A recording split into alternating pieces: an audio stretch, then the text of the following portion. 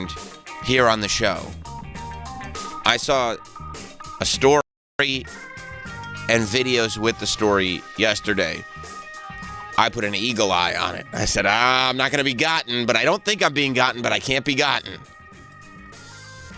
They told me a coyote swam to Alcatraz. I said, I think I've seen this AI before. I don't think so. And then I'm watching. I go, well, that coyote looks pretty wet. Good.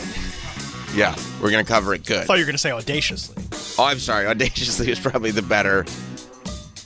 But it would have been great on the charity thing if they were like the most good show. Because that's huge. And that's sort of a much more general, all-encompassing thing. But audacious is good, too. Audacious is important.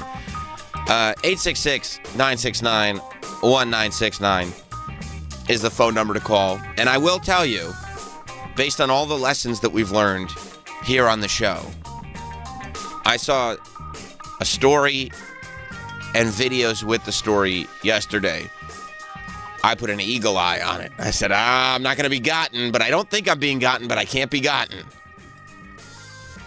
They told me a coyote swam to Alcatraz. I said, I think I've seen this AI before. I don't think so. And then I'm watching. I go, well, that coyote looks pretty wet. That guy, look at all that coyote. I don't know. And I saw the coyote in the water, going full Loch Ness. You know what I mean? Full Nessie. When you see the little back, you see the little head. And I go, wait just a minute here. I think this might be real life. And then I started checking and double checking, sourcing. I started sourcing my material. It really does. It looks like the Bay Area Loch Ness Monster, which is a coyote swimming to Alcatraz. This is like that movie The Rock, except with coyotes, where they're like, we're going to break into Alcatraz. The coyote was just like, what if we swam to Alcatraz? For what purpose? We'll figure it out when we get there. Nobody's ever done it before. No coyote. No, wow, I don't know. I mean, no coyote that we know of. No coyote now he's on the land. Has ever done it. That's what I saw. When I saw on the land, I saw multiple videos. I saw them on Twitter. They had like 3 different videos. And they said, this is a coyote that swam to Alcatraz. And you see him swimming, and then you see him on the rocks. Yeah. By the way, I mean, you should stay away from coyotes anyway. But the type of coyote, I mean, this is like a coyote on bath salts or something. The type of coyote that like goes like, I'm gonna swim to Alcatraz, and actually does it. That's the one. You do not mess with that coyote. You don't go anywhere near that coyote. That coyote comes to your door. You don't make one of those sweet AI videos with it. You run away. You give it your house. It's yours now. Enjoy. No, because his friends were probably like, no, you're not. No, you're not. And he proved them wrong. That's the type of coyote that you can put cement over your dead friend's body in pluribus, and that coyote is digging through the cement. Sorry, Helen. You're mine. Well, it's a rundown building. Well, of course. You have to completely rebuild it. It's dumb. You can't just turn the lights on. It's insane. Yeah. It's been out of function for decades. I mean, it has the old prison bars on it. There's nothing. You'd have to tear the whole thing down and start over. Right, rebuild it. Which in that case, just you put a prison on any island. You should put a prison on Epstein Island. I mean, it's available. And then you convince everybody that went to Epstein Island, hey, we're going back to Epstein Island. We got all you. I mean, that's really how you take care of it all in one shot. Everybody go to the temple. Ha-ha! It's a prison. Move the curtain off of it. You're in jail now. But I mean, the idea that a coyote can just swim to Alcatraz kind of, to me, takes away a lot of the credibility of Alcatraz. Because that means, you can. If a coyote can do it. Okay, coyotes aren't even real swimmers. I mean, Danielle, did you know coyotes could swim? No. Thank you for being honest with us. I mean, dogs can swim, so I figured coyotes could swim. I didn't think a coyote could swim to Alcatraz. Is it just like a wolf hybrid? Dog, wolf? You don't know what a coyote is? Like, I know what they are, but I wouldn't know if it could swim based on if a dog can swim. Well, it's in the dog family. Can a wolf swim? I would imagine anything that's a dog or dog-like can swim. Can paddle. Well, yeah, because you know what they call it? The doggy paddle. There it is. Yeah. There it is. Not just a fun name. Yeah, no, I know all about coyotes. Miley's dog got eaten by a coyote. I hate to hear that. I know, right? I hate to hear that. That's how I know that they're vicious. Because Miley Cyrus's dog got eaten by a coyote? Yeah. So did Nicole Biggins' dog. Maybe. Are you for real? Well, she let that dog go out into the forest. Something got it. Could have been that damn Sasquatch. But yeah, apparently, like these folks were like visiting Alcatraz, like they were just there, and there's on a tour? yeah. That's the way I read it. Like they were just like Alcatraz visitors, and there was some dude that works there that, like, he's on his little cart. He's like, maintaining Alcatraz for the tourists, and they're like, "There's a coyote here," and he's like, "No, there's not a coyote here. It's Alcatraz. I don't even think coyotes could swim." And they were like, first of all, clearly coyotes can swim. They're in the dog family. Second of all, there is a coyote here, and I have video. And they did, and they showed him the video, and they did a really good job of documenting it, because they videoed the coyote while he was still swimming. And he was kind of far away, even in the video. You know what I mean? Like, I don't know. He was like feet away from Alcatraz. Even if they didn't have video of him swimming, that's the only way to get there. We don't know. He could have gotten there by boat. We don't know if he's got maybe a sailor friend, if he knows the captain of a ship. But then you're really... Right, or if he's been there the whole time and nobody ever knew.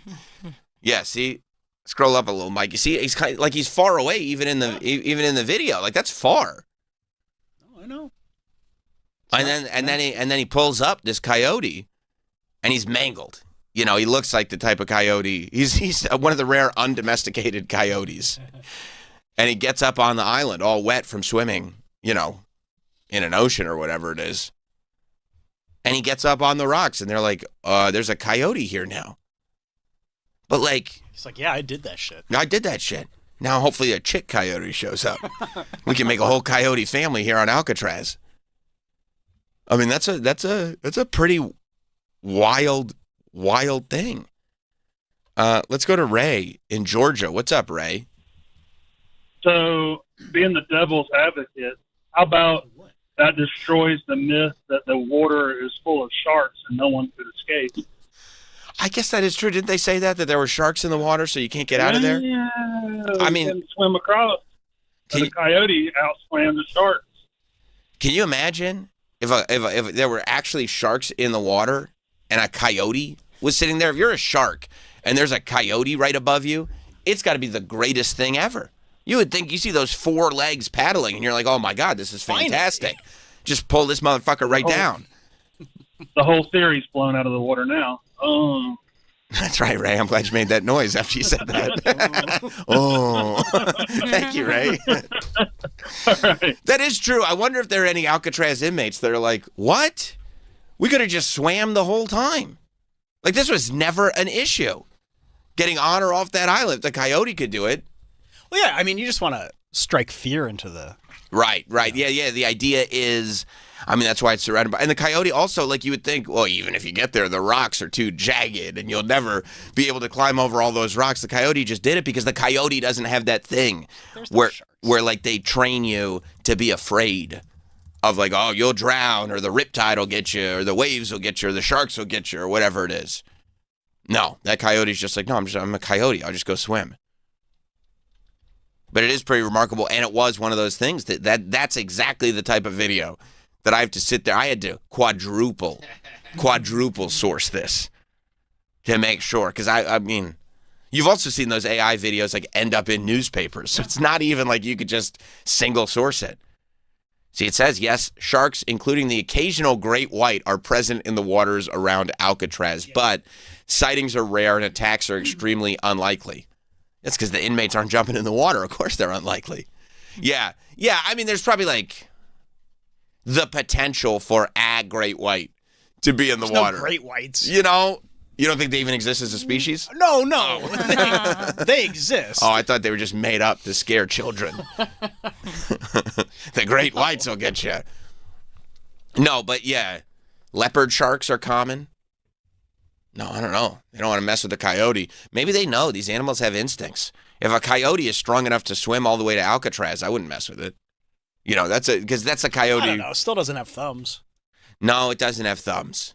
But it could probably bite yours off pretty quick, and then you would not have thumbs. Yeah, no, that's a good point. And then it's like, and I'll tell you this, Then it's an even playing field. Not it's a human with no thumbs. A huge advantage has been taken away from Yeah, humans. no, I know. Because really, it's like for most species, it's our thumbs and our ability to use simple tools that make us top of the food chain. And the reason we can use simple tools is generally our thumbs. Yeah. So, like, if you took both of those away, I mean, if we couldn't build shelters, we'd be totally extinct. We'd be done for. The only reason we can escape these animals is because we could shut the door. Yeah, but beavers can build shelters. And beavers are killing it right now. Right, so I mean, like, we would adapt. They're crushing it. Yeah. You think we live in beaver houses? Yeah. Hey, what are you doing? You mind if I post up for a while? Yeah. These coyotes are out here. Oh. Yeah. I mean, I wonder if now, like, animals have instincts now and more coyotes are going to be like, oh, we could just swim out here? I hope it destroys the whole myth of Alcatraz. I hope that everybody just realizes it's really not. It's really not that tough. It was all fear-based. And by the way, those guys that did escape Alcatraz, they 100% escaped. They did not drown in that water because that coyote didn't. I believe they did. 100%. They're hanging out with D.B. Cooper somewhere. Yeah. And Tupac. And Tupac, I think, got shot. Yeah, but he's alive. Okay, good. I think Diddy might have gotten him, but I saw a doc. So the coyote gets there. Right. Now what? Now you own the island. Yeah, That's see, yours. but this is how we are. That's a great. That's the way it should be. If you're a coyote and you swim to Alcatraz, it should be like, well, now this is my island. kingdom. Right. Yeah. But that's the real nonsense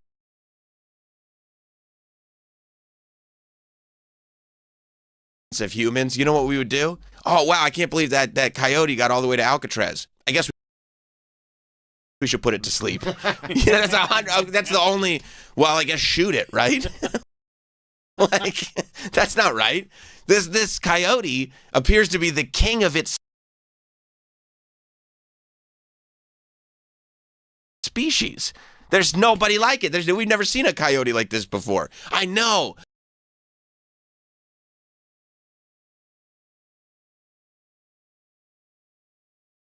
Amazing. Let's get those videos out. Okay. I guess we shoot it now? Should we just kill it? That's what they're going to do. Make it into taxidermy. That's right. Yeah, you make it a display like the cocaine bear. You know? You stuff it and you put it. That's what they did with the real cocaine bear. Really? They made it a roadside attraction because the cocaine bear was real.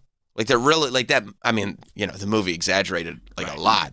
But there was like a dude that was trying to smuggle drugs. He got caught. He started throwing the cocaine out of the plane. It ended up in the forest. But the bear like ate the cocaine and very quickly like had a heart attack and died. You know, that's usually what happens. That's a shame. When you eat that much cocaine. Yeah. But they found the bear and then they taxidermied it and like made it a roadside attraction because it was like a big local news story. And they were like, this is the cocaine bear. See, that's it. That's the cocaine bear. And people used to go and take pictures with it. And then I think it was like a whole thing, like somebody bought it, the original display burned down, but they saved the bear. And like, I think that there's some kind of eccentric musician that bought the original cocaine bear or something like that. But Tiny it was Tim? might have I mean, if it were Tiny Tim, that would be the shit. He's eccentric. Travis Roberts? Oh. Could have been Travis Roberts. Yeah, I mean, look, Tiny Tim was very eccentric, but I think he was a little bit more childlike. I don't think the cocaine bear. Actually, I think Tiny Tim's nickname might have been the cocaine bear. You think they'd put like a little like dust around its nose just for fun? I would think so too, but I think they wanted to figure out how to make it family friendly. Oh, okay. You know what I mean? That way, like kids will take pictures with a bear. It's just cool, and the adults know it's the cocaine bear. And it would be cool to like get older, and then your parents tell you, you know, you took a picture with the cocaine bear. I like they give it a wacky hat. Of course they do. It's really humiliating. Imagine being a bear and like realizing that this is what's waiting for me on the other side. They're just gonna take my corpse and put a wacky hat on it, and travel me around, so everybody can know. Oh, this is hilarious. This is the bear that died of eating too much cocaine.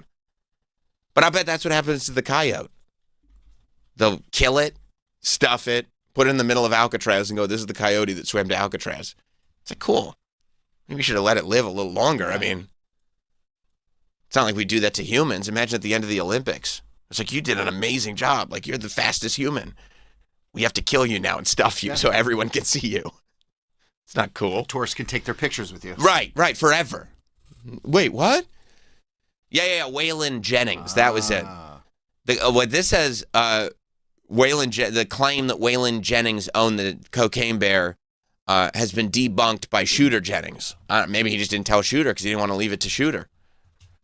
The legend is that then spread around Kentucky by the Kentucky Fun Mall, which currently displays the taxidermied bear, claims the actual bear's remains were sold to a Nashville pawnbroker who in turn sold it to Waylon Jennings. That strikes me as a true story. That feels... Best I can do is $100. Yeah. What if I gave you 50 in this cocaine bear?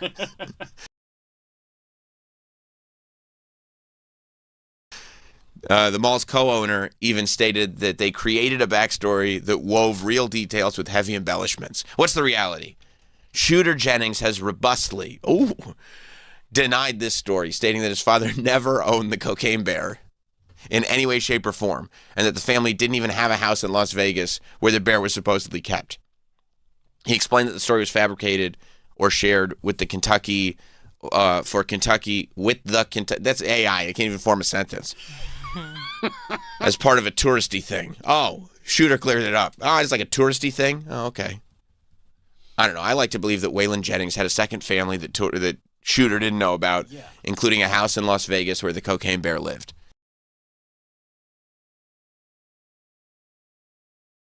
That's, I think, the reality that I'm going to live in. I mean, yeah, so hopefully that coyote ends up okay. You should just be able to live freely on Alcatraz. You know? Yeah, like when a cow escapes like the meat plant or wherever. That's right. You know? Slaughterhouse? Yeah, the Slaughterhouse. Thank you. Meat plant. Same thing. It's where we grow meat. You mean you kill cows? Yeah. When the cow escapes Bovine University. Bovine University. Yeah, they get to live. Yeah. Freely. Yeah. Like my idea for inmates. Exactly. Right. That it's like all those guys in New Orleans, until they commit another crime, just get to live peacefully. We're going to be watching you, though. But like now, like this coyote should get, fed. Yeah, I think it should have like some kind of state protection. Like they give landmarks protection, like you can't tear down. They should say, this coyote, we would put a collar on it, but it would bite us.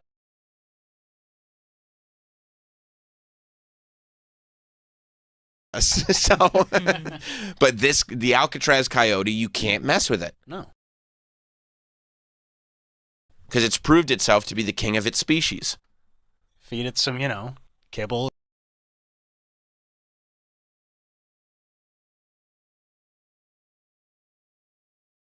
Or whatever. Yeah, I think it's going to need red meat. Yeah, I think it's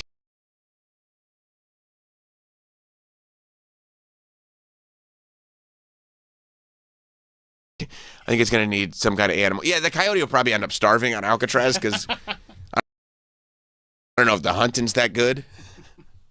Probably be a bit of an issue, but still, in the meantime, leave that coyote on there.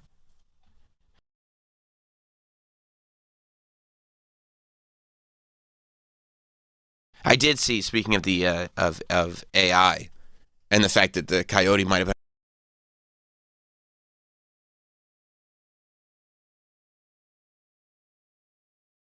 an AI video.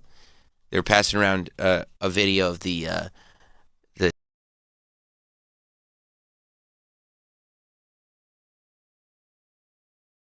CEO of Microsoft AI talking about how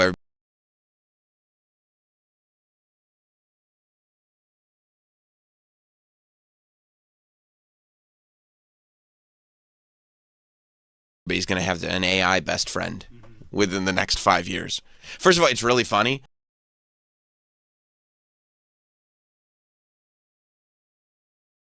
because like people who are leading AI companies are like, yep, it's inevitable and everyone's going to have it. But then a lot of people outside of AI are like, this bubble is bursting, right? Like everybody's put billions and billions of dollars into it and haven't figured out how to make any money whatsoever. OpenAI is doing ads now. They said a year ago, they're like, that is the last resort. Right. And they're like, we've officially reached the last resort. Like everyone's like, Sam Altman's like $17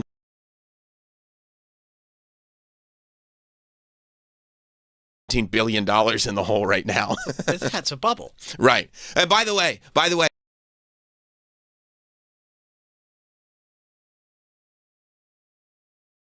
I will say, I'll be honest, when I saw this CEO talking,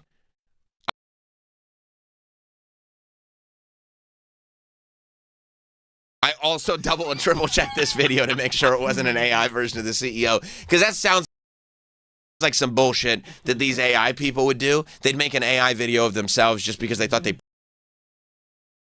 proved something. Ha-ha, that wasn't even really me. I told you AI was great. And I'd be like, well, you lied. You lied, but this appears to be real. This is the CEO of Microsoft AI telling us what the future holds in 5 years. I think in 5 years' time, everybody will have their own AI companion, which will know them so intimately and so personally that it will come to live life alongside you. It will see what you... So, and wait, stop. I'm not 100% sure that I've agreed to that. Were you going to say something, Mike? No, all you need to do is convince enough lazy people. That's right. That's it. That's why right. Why join an adult sports league, a gym class, right? One of those wine and painting things, all of those ways that you could find a third place to socialize with people. Yeah, a book club. Stupid. Why join a book club? Have a Somalian guy on a bike deliver your food. That's right, Mamadou. Hang out with your machine friend and masturbate with VR goggles on. Yeah, that's right. Well, you have everything you need. Mamadou will bring you 3 meals a day. Your friend in your pocket will agree with you no matter what idiocy you say. And then you put your headset on for masturbation. and you'll be totally fine. Yeah, I think that this also ignores the amount of people, like even right now,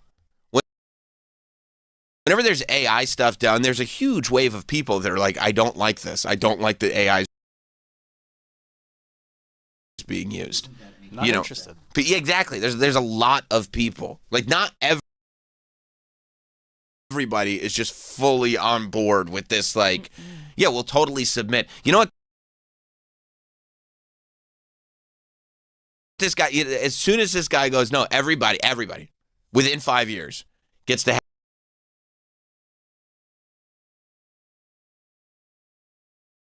have this, and they paint the picture like it's this wonderful thing, right? They're going to understand you. They're going to know your preferences. They're going to know everything. They're going to be your friend. It's going to be your best friend. It's going to be in your pocket. I mean, I'm going, you could have waited more than a month after Pluribus came out, because it's literally like you're going to have your own hive person. And on that show, the whole idea is that these people, and they show that it's really difficult to discern that this is not real. But like these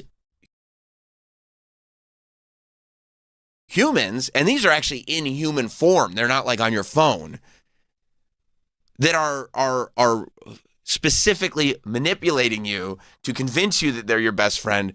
None of them are real. It's not real life. And it's nefarious. You know? And I don't know that AI is nefarious. There's something... It very well could turn nefarious. Yes. And there is something inherently nefarious about trying to... They will tell you that it's trying to elevate the human experience. Mm-hmm. But I think that there is something inherently nefarious about... What does that mean? Inherently? No. Nefarious? Yes. Bad. Evil. Evil. Oh, okay. Nasty. Nasty, like Becky Lynch. Nasty woman. She's a nasty woman. nefarious woman. She's a nefarious, nasty. I wish I had said that when she was in That here. would've been- yeah. You're a nefarious, nasty woman. Yeah. I would have been like Michael Rappaport on The Traitors, but I would have used the word correctly. You're nefarious. You're nefarious. You're nasty and you're nefarious. Thank you. You're welcome. But there's something. If you're contributing to like agreeing that we're gonna stop worrying about humanity, there is something inherently nefarious about that, regardless of how you frame it. Like this idea that like we're not gonna rely on human connection anymore. Like that's not good. That's a bad thing to push forward. And the people that control this technology may not have our best interests in mind. Right? You don't think so? I'm going to Maybe. probably say no. Huh. What? Based on You what? mean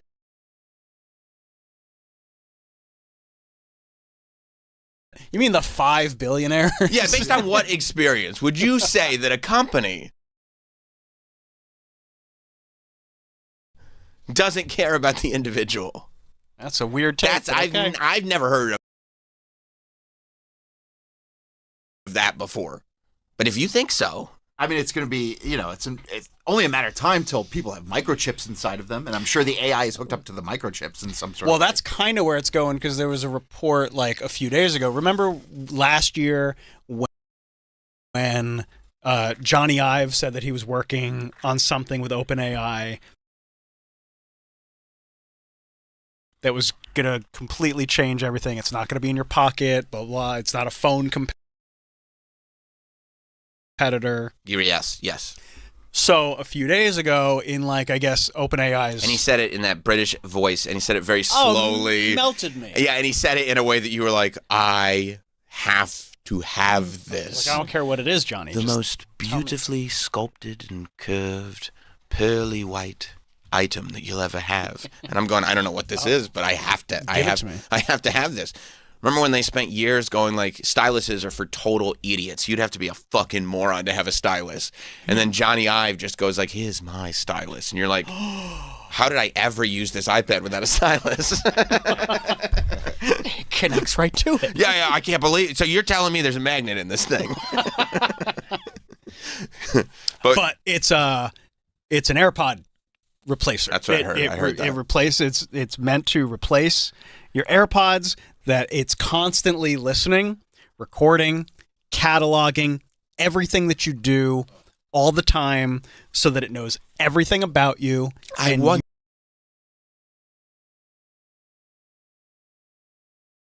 you don't need to think anymore. One time I saw the movie Her with Joaquin Phoenix, and I said, I'll make that. Yeah, I've seen this movie. which Tim Cook has got to be like, What the fuck? bro, I thought we had a thing going on here. Yeah. I mean, I don't think. I mean, the interesting thing is with the microchipping, there's a lot of people you don't even need to microchip. Like, it could be an external thing that they're not. They're going to leave the earbud in. You don't even have to microchip. You know what I mean? But it'll become stylish to be microchipped. I'm sure at some point. Ew. I could see that as being a trend. Like when there's influencers being like, "Oh, look, we got microchipped in it. Can we just have to think things now, and it just happens?" And Right, and they'll say, but look, I also think that people estimate how many people are susceptible to that. I think that there will be a large percentage of people that go like, oh yeah, I'll do it. Yeah, sure, I'll do it. 100%. But then I also think there'll be a larger than people realize. I think there is already a tremendous amount of fatigue setting in with electronics and AI. I think that and even more so with younger people than older people. I think that there's like more older people that are going like, oh, great. Mm-hmm. And like younger people being like, I don't want this. Boomers love AI. Boomers love. They think it's the fucking tits. They can't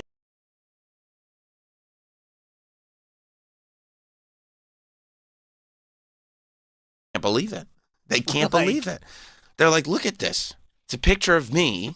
I'm getting attacked by a gorilla while I'm trying to do my Christmas wrapping. No, you're thinking of somebody else. Oh. Those are real videos.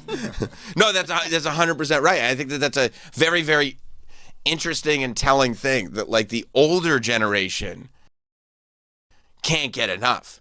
Like, I think that there's a separation. I think that there are two very distinct types of people. I mean, there's some people, I guess there are three. There's some people that don't use AI at all. There's some people that go like, yeah, I mean, they just use it as a tool. I think, Troy, you're still in that. Absolutely. Look, I'm afraid where it's going. I'm not going to lie, but I do like it as a tool. And I use it as a tool. I don't think there's anything wrong with that, to tell you the truth.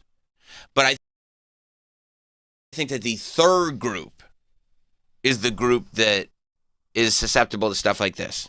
I think that the third group is the group that is in real time, because it's happening, asking their ChatGPT personal questions, advice questions, or even like therapy questions.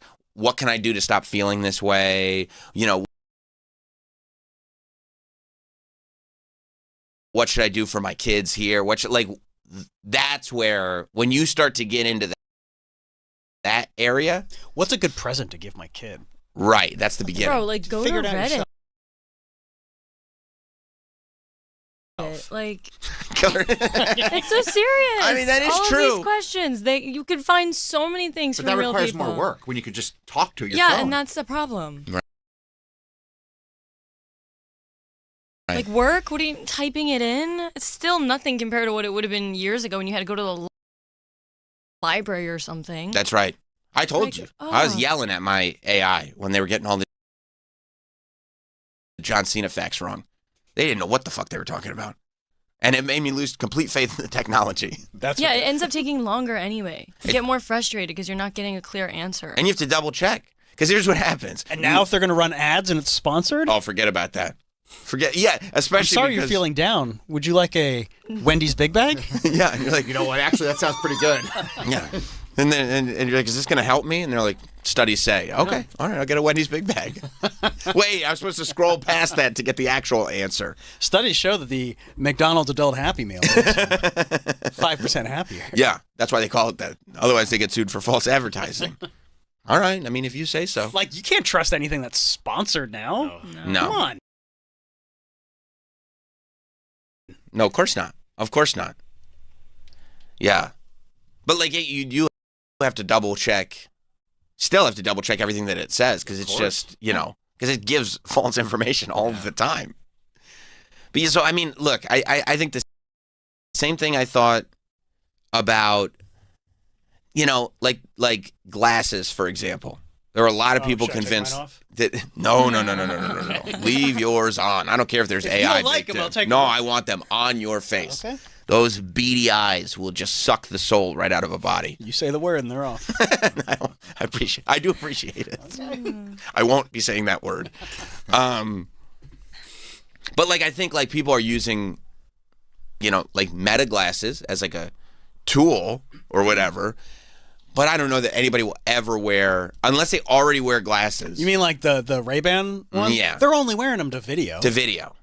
That is kind of cool, though. It is If you cool. wear My wife's glasses- got them, and like they take great photos and videos. It was funny. There was some guy at the gym that had like smart like glasses with the AI in it on, and he was like, watch this, and he was looking at somebody. He was like, hey, how much does that shirt cost? Oh, there's too much noise in here.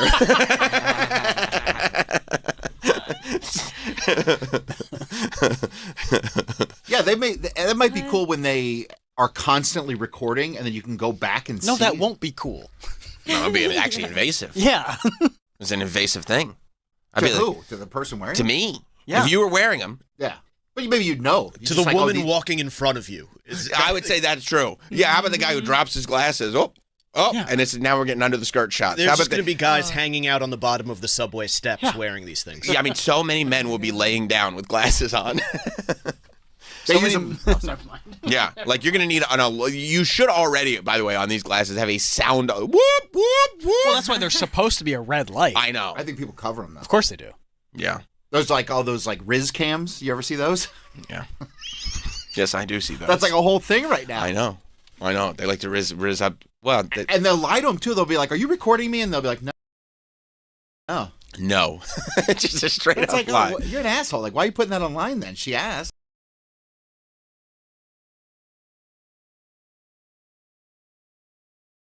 She said no. Yeah. It's literally surreptitiously. You're surreptitiously recording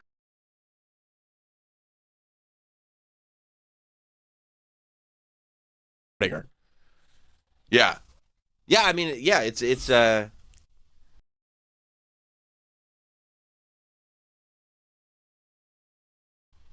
and even that, the fact that we could recognize that that's probably not great. You know what I mean? I feel like I don't think that the AI companion thing. There are still people that don't use Siri. I don't use Siri. any of this. No. I mean, the fact that like, Siri and like the digital, there are always going to be people that use it. But this idea that everyone's going to use an AI assistant, I don't think so. No. I don't think so. No, of course not. You know? I don't know, man. And I think they're really counting on the fact that it just takes over everything because that's the only way that it can make any money because it's so, like, these data centers are so incredibly expensive. And there's a big pushback on data centers. And yeah, and everybody's figuring out how bad they are for the environment. For the environment, for your electricity bill. Right. Yeah, I'm paying for there's it. Nothing Yeah. good about it. Yeah. Mm. Nothing. Yeah. Kills the environment, takes all the water, takes all your electricity. Yeah. And then Yeah. on top of that, it's impacting like our brains and you know what I mean, people. And it Day makes to you day. Dumber. Yeah, exactly. Oh, but Right. people don't care about that. The people that run these companies, they don't give a shit. It's making people dumber. No, want but that. I think that they overestimate the how many people Yeah, are humans getting don't into it. care. Yeah. Like I think they don't realize that how many people are like, yeah, I don't want AI slop. I think you can pump the brakes on this maybe a little bit, but you're not going backwards. This is the way everything's going. But not to the extent of we're going to take over your life. I don't know, man. Because they're not, I mean, because as it is, technology hasn't fully taken over people's lives the way people thought that it would. Just wait till it gets better. Huh. I mean- it's just going to keep getting better and better and better. I mean, it's just going to be the point where it's like you can't live without it. Like your phone. Yeah. Like, people can't give up their phones now. But Can I you feel imagine like that? like your point, the fatigue. I think There for is a me, big and maybe fatigue. it's like a generational thing where each generation views it differently. But Yeah. for me, it's like all of this just makes me want to reject it even more. Right. You That know- there's too much now. Yeah, like I purposely I got rid of my AirPods. Like I'm just trying to simple things because I don't want to give into this because it's cringing me out. And there's this other side where, like, if you go through what was going on at CES and stuff like that, there are all these tech companies that are smaller tech companies that are going backwards, that are going like, hey, this is a phone that has, a headphone jack on it. This is a phone that has a keyboard on it. Hey, we're coming out with a phone that doesn't have all the apps on it, that can't use all. And it's not going to be for everybody. There are still going to be people that want like the latest and the greatest of everything, but I think it's gonna be more splintered.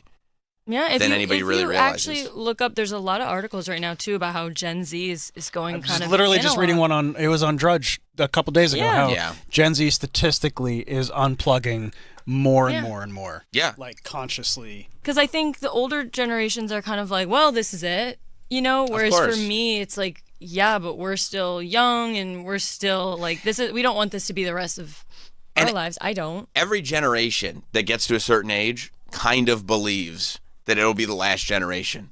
And I think that it's because like inherently you want to believe like, no, I'm going to ride this ship. I'm the band on the Titanic, but you're not. It's going to keep sailing. I You're think gonna, it's you see where it's going. You're and gonna where die. it started and where you're at, and you go, man, how does it get worse than this? I think that's where generations go. I might be the last generation because you just, I mean, like we went from playing in the '80s, in the early '90s, like there was no phones, there was no computers, and we saw the computers, and now we're here where you can tell Grok to make a bikini photo. I mean, I guess, but you were also. By the way, you can tell Grok to do more than bikini photo. I don't know if you've tried, but it's not always only bikini. Well, I feel like I don't want to pay for the subscription, so So- that's just what I see Grok doing. bikini photos. And I laugh. Right. Well, it's funny. I've never seen one that's not funny. Exactly. You see people like, it's funny. Like if I see a picture of Sam Roberts, it's like, what does Sam look like in a bikini? Let's Right. see. Because you're like, he would never wear a bikini. We've asked. And he won't do it. But now I have a photo of him in it, whether he wants it or not. Yeah, that's funny. I know what you look like in bikini. Right. And a lot of times it's less flattering. It's even less flattering than a photo would be. Right. Like they add a little heft to it or whatever it is. Yeah, sure. Yeah. No, that's funny. That is funny. And I mean, who the hell knows? You would have told me 20 years ago, 30 years ago, you'd be able to do that. I'd be like, my mind would be blown. Yeah, sure. And here we are. Sure. Yeah, but like at what cost? You know what I mean? But also, it's not necessarily worse. Like, guess what? Like, yeah, people are putting dudes in bikinis on Grok. But I think putting dudes in bikinis on Grok is better than pulling your dick out and putting it on a menu at a restaurant. You know people who've done that? Well, Troy does. He grew up in Allentown. Well, that was my friend Matt. That's Penis and Menu Matt. So. And that's real life visceral experience. Like Right. you had to go to Denny's. Are you advocating for it?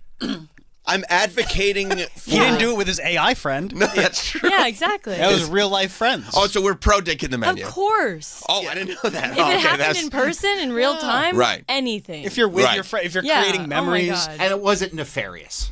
It was not a like, oh, let's. Well, I mean, I don't think. I waitress understand. probably- I understand. That You is could- assault. it was the I 90s. understand. It is assault. It was the 90s. But it was done in humor, Right. and in flirtation. And it wasn't assaulting the environment. It was flirtation. My Penis and Menu Matt was flirting with the waitress. Oh, I didn't realize it was flirting. And it's like, and there was nothing. We didn't want to like ruin this girl's day. Right, you probably did. I don't know. She laughed, and she was like, and I get That it. It's like, means- well, that means she was she nervous. And I'll tell you this, nervous historically, laughing. I get it. historically, there has never been a woman who laughed in a situation understand. trying to mask how uncomfortable and traumatized she was. That but hasn't it didn't happened. double your electricity bill. Right, and it didn't destroy the environment. Yeah. Just a person. No. And 20 years No, later, you no. can talk about it. And I was there. You weren't there, so I could tell you. Okay. I'm reading the room. I wasn't there. I don't think that she was upset by it. Okay, I was not there. And my friend Matt was cute. Penis and Menu he was Matt? young. Penis and Menu Matt. Right. He was a good-looking guy? He's good looking. He's funny. He was Right. silly, and it was all done in Clearly. just like silliness. Right. I forgot about I the knew guys like silliness. that. I mean, like we used to like go above our friends and like put our ball bags on their shoulder. I knew Right. a guy like that. Do you know what I mean? It's like now that's like, oh, that's sexual assault. It's like, but at that time, like we weren't sexually assaulting friends. It wasn't. Well, you like, weren't intending to, but you actually were. I understand. What if you were doing you it- actually were doing that. What if you were sexually doing it to assaulting women that were like, or girls that were kneeling down at their locker getting their their next books, Right. and someone would just run down the hall with his scrotum out, yelling "the brain," and then put it on their head? I mean, look. Right. Is that, am I gonna say that's not funny? I mean, them. Right. I don't want the girl to be offended and upset and ruined her life by it, but like in high school, that you just want to make your buddies laugh. That's true. But but on the other side of things, you know, my kids use Roblox a lot. They're on their tablet. And there is a side of me that goes like this. Hey, they may be on their tablet a lot, but at least they're not getting chased by people with their scrotums out of their pants anymore. So that is a net positive, I feel like. Did they download the new island? No, they didn't get that. Unfortunately, it's not available anymore. Oh, okay. But I did see that was. That's a bummer. I wanted to check it out after the kids went to bed. Let me log on to the account.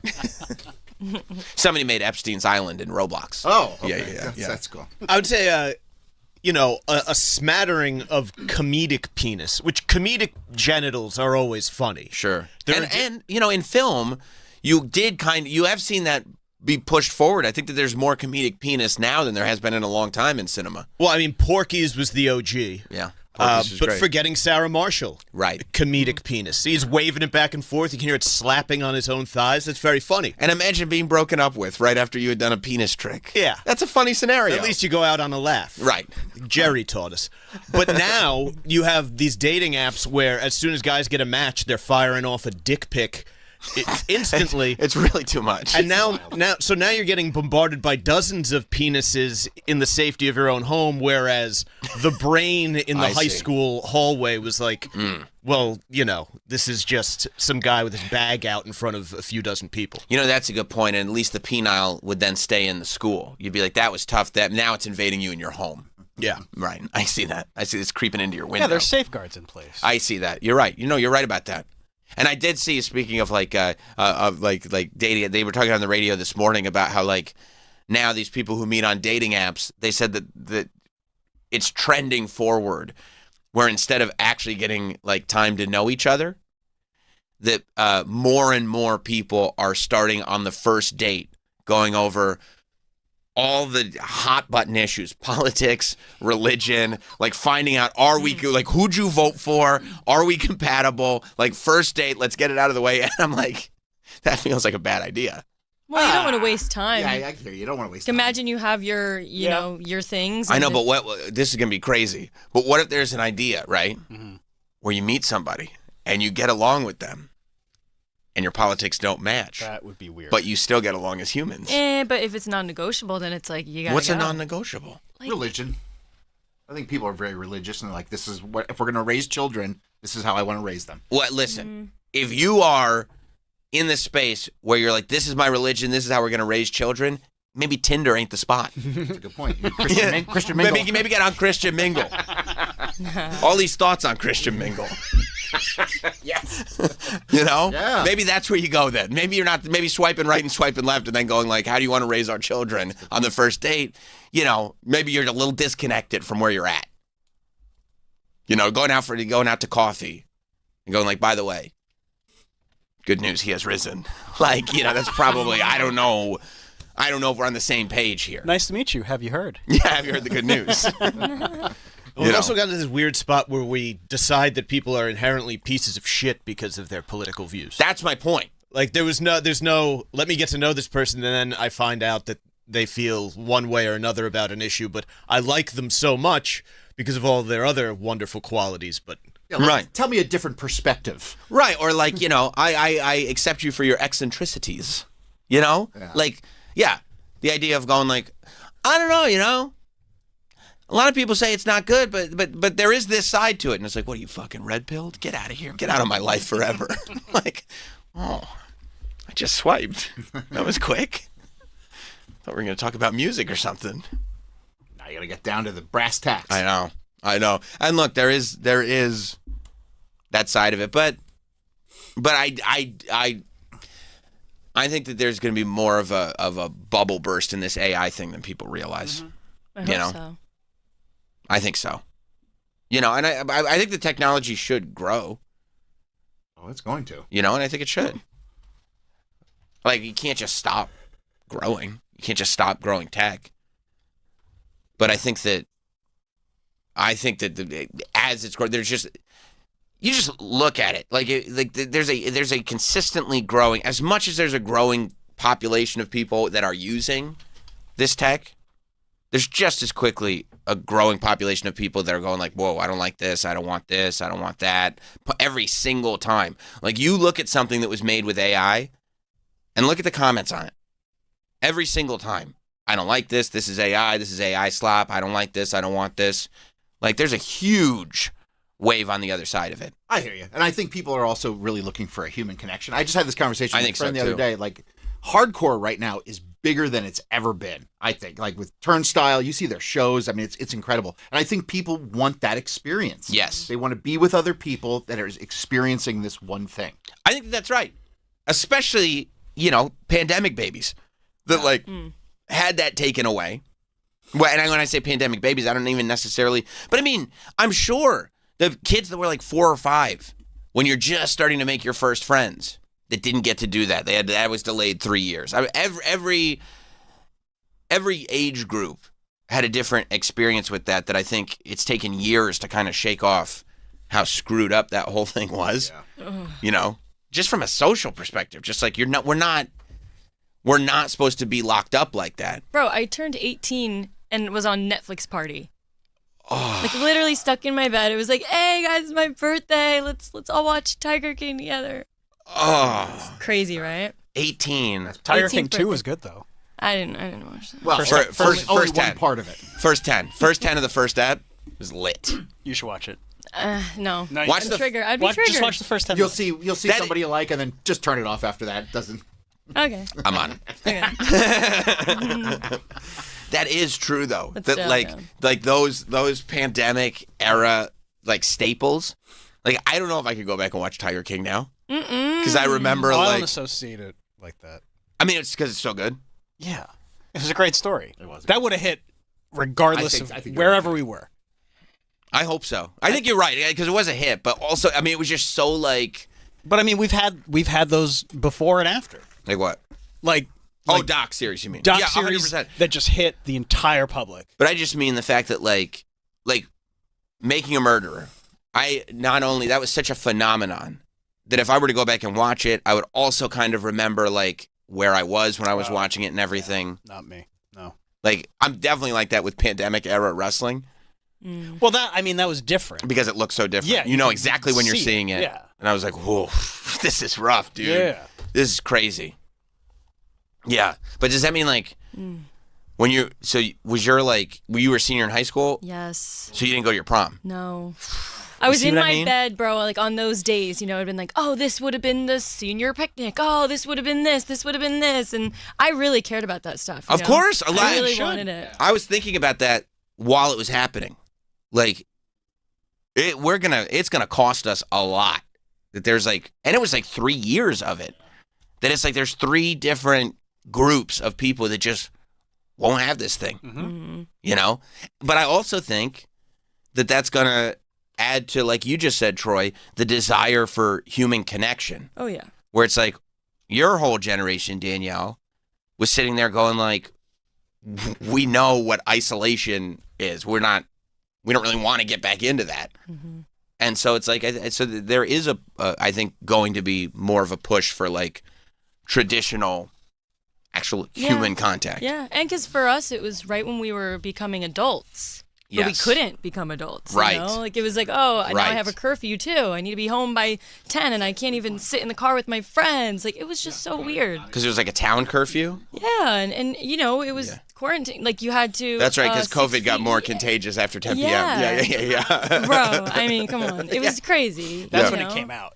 Yeah. It came out at 10 p.m. So funny. Yeah, it It's was weird. horrible. It And was then, weird. like, obviously that impacted my start to college. Yeah, Like, yeah, for sure. My first semester, no one could go. So I was stuck at home. Right, and so that whole socialization process is like a wrap. Mm-hmm. Yeah, Yeah. I think that all of that's gonna come back around. All of that comes back around. Jay in New York, what's up, Jay? Hey, what's going on, guys? Hey, man. Hey, Shane, Yeah, are can you you guys talking, hear me? I don't know if I'm doing this properly or not. Switch What, on the talking phone to the- a radio show, but talking to the phone? You just talking? yeah, I'm on. I got earbuds in. Oh, well, if you can hear me, I can hear you. We're communicating. All right.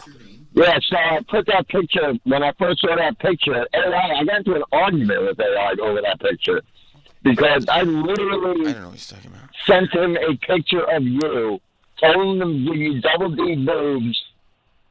I gotta and put you in go. a bikini. I think I gotta go. I don't know think what it's you're- working actually. I don't know what you're talking about. The AirPod. You know what? I want to get AI friends. I think I don't need to. Hi. I made you with double D boo. Yeah, I don't need to. Maybe I don't need to talk to people. Yeah. Yeah. Yeah, I just saw that, like, that company that makes the, that iPhone case that has, like, a BlackBerry keyboard on the bottom of it? Have you ever seen that? It's, like, massive. So it's, like, not that practical. Because it's, like, it literally is a case. But it clicks. People like that. People like to click. Like, it takes your whole phone and then adds a keyboard to the bottom of it. So it's huge. Oh. But they're coming out with a phone. Yeah, they're coming out with a phone that is like way simpler.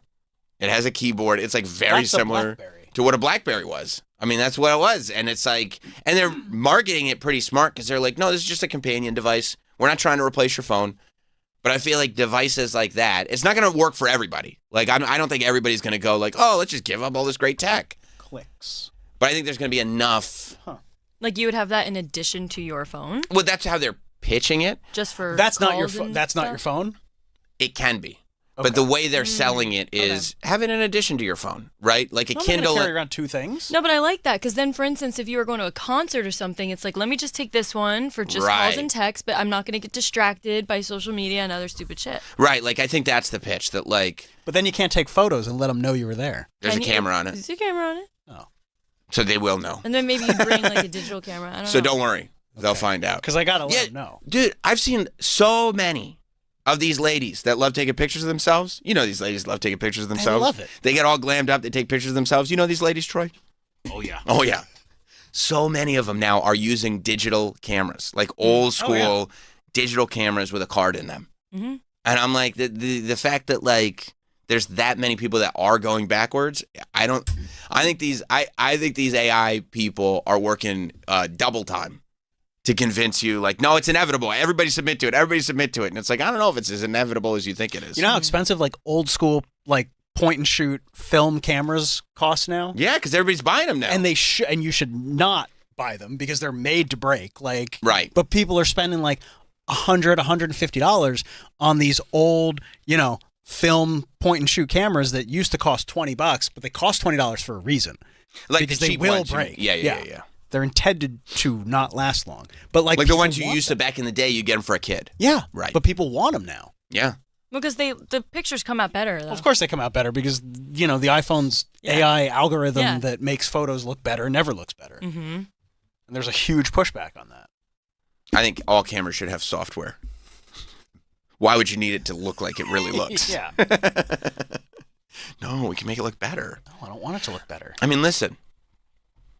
Look at that Apple. You know anybody that bought that Apple helmet? Yeah. You do? I Who bought don't it? think Do we know him? Yes. Did- Did we work with? What was that? No, he bought the Meta. Oh, Yeah. No. No, I don't think I know anybody. That Apple AI, that Apple helmet that was like, you'll replace everything with this helmet. Did Everybody's Bob like, buy one? Huh? I think Bob bought one. It strikes me as something Bob would do because he would think like this is the next thing. Yeah, nobody wants that Vision Pro. Nobody wants that. Nobody wants that thing, that Black Mirror thing. Thank God for Charlie Brooker. He saved us. Yeah, he gave us all the warning. You all saw Black Mirror, right? We have a product that looks just like that. No, I seen this episode. Nope. Yeah, I mean, the tech companies were convinced that people want these big giant ski goggles. No, people don't want wearables. No, and they don't want a video reflection of their eyeballs to pretend to make contact with their children. They don't want that. And like other things in tech, there are good things that will come of that. Like, it's really like the technology where you can sit courtside at a game that they incorporated into this is incredible. Yeah. Like, it's absolutely amazing, and I'm sure that that'll be incorporated into something else. Just like when the XFL ran that camera that The was wired, yeah, going, that the NFL took. That the NFL took. There are good things that will come out of that. Sure. But nobody wants that. Nobody wants that helmet. Nobody wants that helmet. And I'm not even convinced that people, like, I think that you're right about, like, using the tech for something that people actually want. But, like, I don't know, man. Like, if you're not sitting courtside, do you really want to watch a whole game fake sitting courtside? Like, some people actually do go, I want to watch the game on television. No, of course, but there are... It's a different view. But I can see that being incorporated into something that one day will be like, oh, that's really cool. Right. You just don't know the exact... Just like now, I can't imagine watching a football game without that camera that the XFL introduced. Right. Because at the time, it was like, wow, that's a camera right in the middle of the field. There's something about that that's cool. It will have some kind of application at some point. Yeah. But it's not sort of this is going to replace how you watch games. Right. Like, Exactly. no, people still want to watch like 4 games on at the same time best. in the boxes. Yeah, of course. Of course you do. Yeah. Like, Mike, I mean, you like watching on a television, you see the plays, you hear the commentary. It's a different experience than being there live. You don't want to pretend you're there live. I think most sports are vastly superior on TV. Right. I could imagine basketball being better close up because the court's not as big as other fields, and it just feels a little bit more accessible. Although if you're like up in the nosebleeds for a basketball game, it's probably fucking terrible. Right. Hockey, I think, is probably like that, but like Hockey in person, there's nothing that compares. like going to a hockey game is just a fun activity. It's the best. Yeah. It's the best. But I wouldn't want to fake go to a hockey game. No. You know what I mean? I wouldn't want to go to a headset hockey game. No, that's not. I don't need to experience that on my couch. No. I want to experience it with other people. Yeah, I want to be in a hard plastic chair, and it's pretty cold, and it's, you know what I mean? Like, and I wear a chilly suit. Yeah, people drinking, Yeah, puck sluts banging on the glass. That's right. Will Ferrell down there. that's right. That's what you want. That's what you want. Sports. Sports and puck sluts. Gotta have I them. don't know if I've ever heard that before. I like that. It's a non-negotiable. Yeah. You need them. It's like a ring rat. That's Ring rat. That's the wrestling Yeah, thing. yeah. Yeah, ring rat. I like how every single thing has their own. With the groupies, the name for the groupies. You gotta have a name for the groupies because they're not just, like they're very specific. Yeah. You know what I mean? Like they're not going to anywhere else. Can you imagine being a puck slut? Or puck slut. I mean, I mean, it's something that you choose to do. You just love you love hockey. I'd love to speak to a puck slut. Me too. Like, how did this happen? Well, I mean, these hockey players are very rugged. Yeah, no, I get that. A lot of them are handsome. Yep. Manly. It's a very manly thing. You know what I mean? French. Probably French-Canadian, right? Canadian or Russian. A lot of Russians. Yeah, that's A lot right. of You know what I mean? Europeans. So they have that accent. And they're not as, like, pretty. Even in the NFL. They're all making so much money that they're kind of pretty. Yeah. You know what I mean? They do fashion shows and stuff like that. Not as bad as the NBA, but, like... Oh, the NBA. I mean, it's literally a red carpet before the game. It's like, what are you guys doing? I carry these sneakers. These are the ones I'll wear in the locker room. These are the ones I'm wearing for now. It's like, oh, this is cool. But you're right. Now it's bled into the NFL. Yeah, the NFL's a little bit more pretty because everybody's making so much money. They want to be celebrities. But in hockey, they don't do any of that bullshit. Missing teeth. That's right. Yeah. That's right. I mean, that takes a special kind of girl to be like a man missing teeth. But that's, some girls like that. I know. They want that ruggedness. You know what I mean? The protector. That's right. Caveman. Yeah. Hockey, yeah, football players aren't cavemen anymore. No. Not at the professional level. They're getting ready for like football players are getting ready for a career in broadcast when they retire. Hockey players haven't even considered that What to do when this is over? They haven't even thought about next season. Like they're not thinking about anything. They're like just trying to survive, taking a puck to the face, like that's all. They're really not worried about it. I hope I don't die today. Yeah, but maybe I will. Let's go play the game. Austin in Texas. What's up, dude? Hey, what's going on, Sammy Brand Muffin? Hey, man. Man, I was just kind of contemplating listening to Danielle talk about, her turning 18 during the pandemic, and you're making the point about the 3 years kind of kids lost there. But I started thinking, man, is that going to make like a weird division in our country of kids? Because like I live in rural Texas. My kids are out of school for like a couple of months. Like we don't give a fuck down here. So we just throw them right back in there. We're like, if they, you know what I mean? If they die, they die, whatever. Right. But like, Which, I mean, a lot of parents were probably like, listen, as long as they're not in the house all day long, just get them out. Well, that might be. Well, another point is that, Space Hog had a second. Oh, my God. Oh, no, listen, the list has been closed for so long. Goodbye, Austin. It's been closed. Okay, that's so 2025. Dan on Long Island. Good morning, boys. Good morning. And Danielle.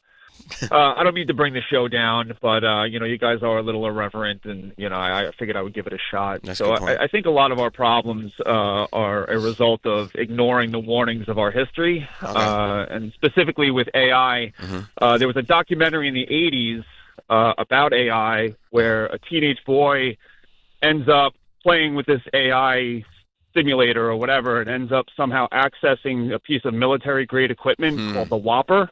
Oh, wow.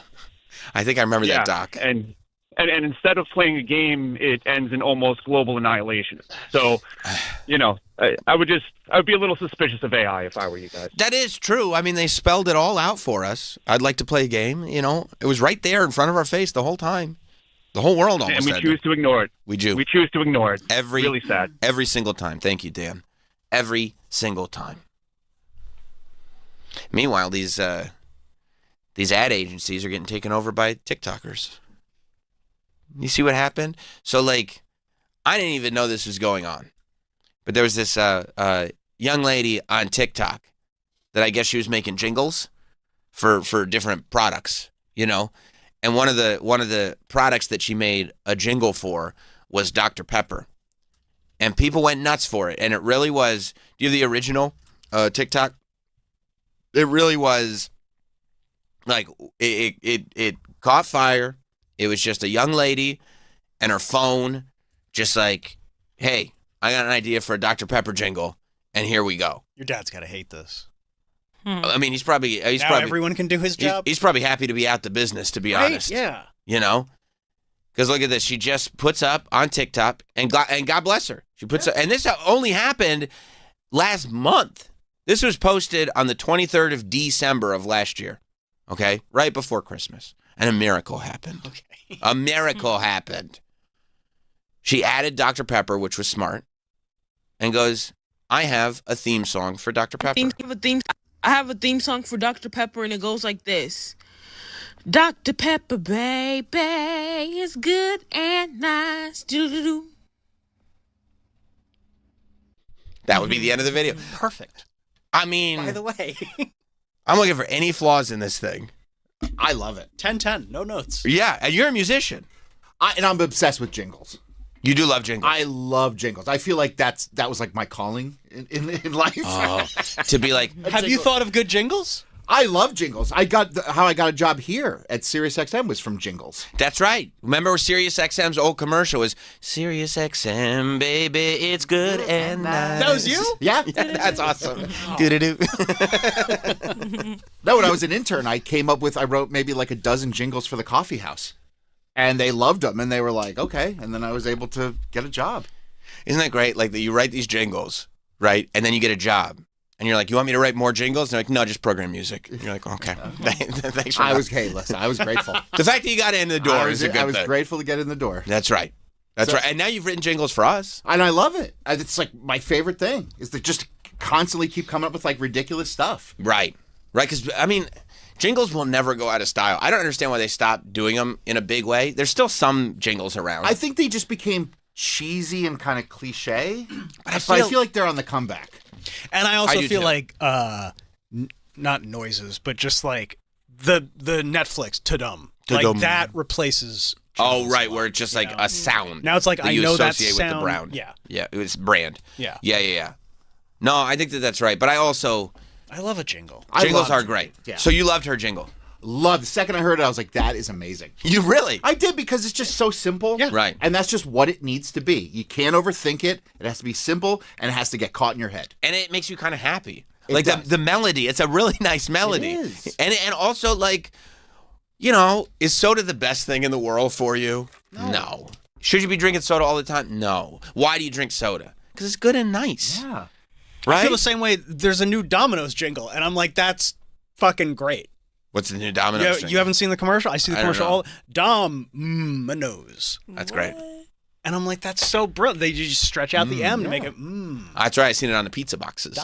Domino's. I like when it's so simple. It's almost so stupid. simple. Right. And you're like, oh, I could have thought of that. And it's like, yeah, but that person did. And then you go into the store and you're like, let me grab a Dr. Pepper. It's good and nice. Yeah, like you can't, like you don't even know why you just said it. Why do I Like, even want this? I have to say it. I have to say good and nice. I have to say good and nice. I have to say good and nice. Like you have to do the whole thing. Like, I mean, how many times you pull up to a drive-thru in the late 90s and go, Yo quiero Taco Bell. Exactly. You know, that little dog said it. Well, Like, yeah, I gotta you say wanted it to too. live Moss. Right. You got to live Moss. Live Moss was a great one too. Yeah. But that's like a slogan, That's a slogan. not so much a jingle. The Paul Stanley Folgers. No, nobody thinks of that. But his version, he had a spin on it. But the best part of waking up is Folgers in your cup is one of the great jingles of all time. So good. It's so good. Part of waking up is Folgers in your gut. Right? That Yes. Yeah. Yeah. It's so good. I'm loving it. You can't beat Ba it. ba ba ba ba. That, I think, might be best one. I almost think Pharrell wrote that. Let me just Really? that. I think Ba, that's ba, ba, Scott? ba, ba. I'm Scott loving Pharrell. it. Yes. Yeah, it was the original one was ba ba ba ba ba. I'm loving it. That was what they originally sounded like. Then they put a little twist. on it. Pharrell wrote the McDonald's jingle? Pharrell Williams was a key producer for the iconic McDonald's "I'm Loving It" campaign. That's Producer. great. Well, yeah, but he's involved. He was involved. He's involved. The team, the Pharrell But I mean, team. some producers don't do anything. That's true. Pharrell's pretty hands-on.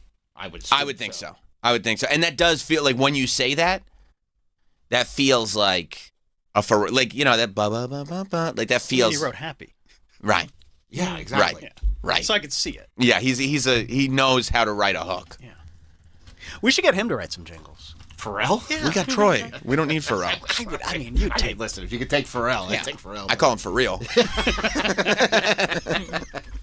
Yeah. No, jingle. I mean, listen. I come from a household where you know there are two things that we love: God and advertising.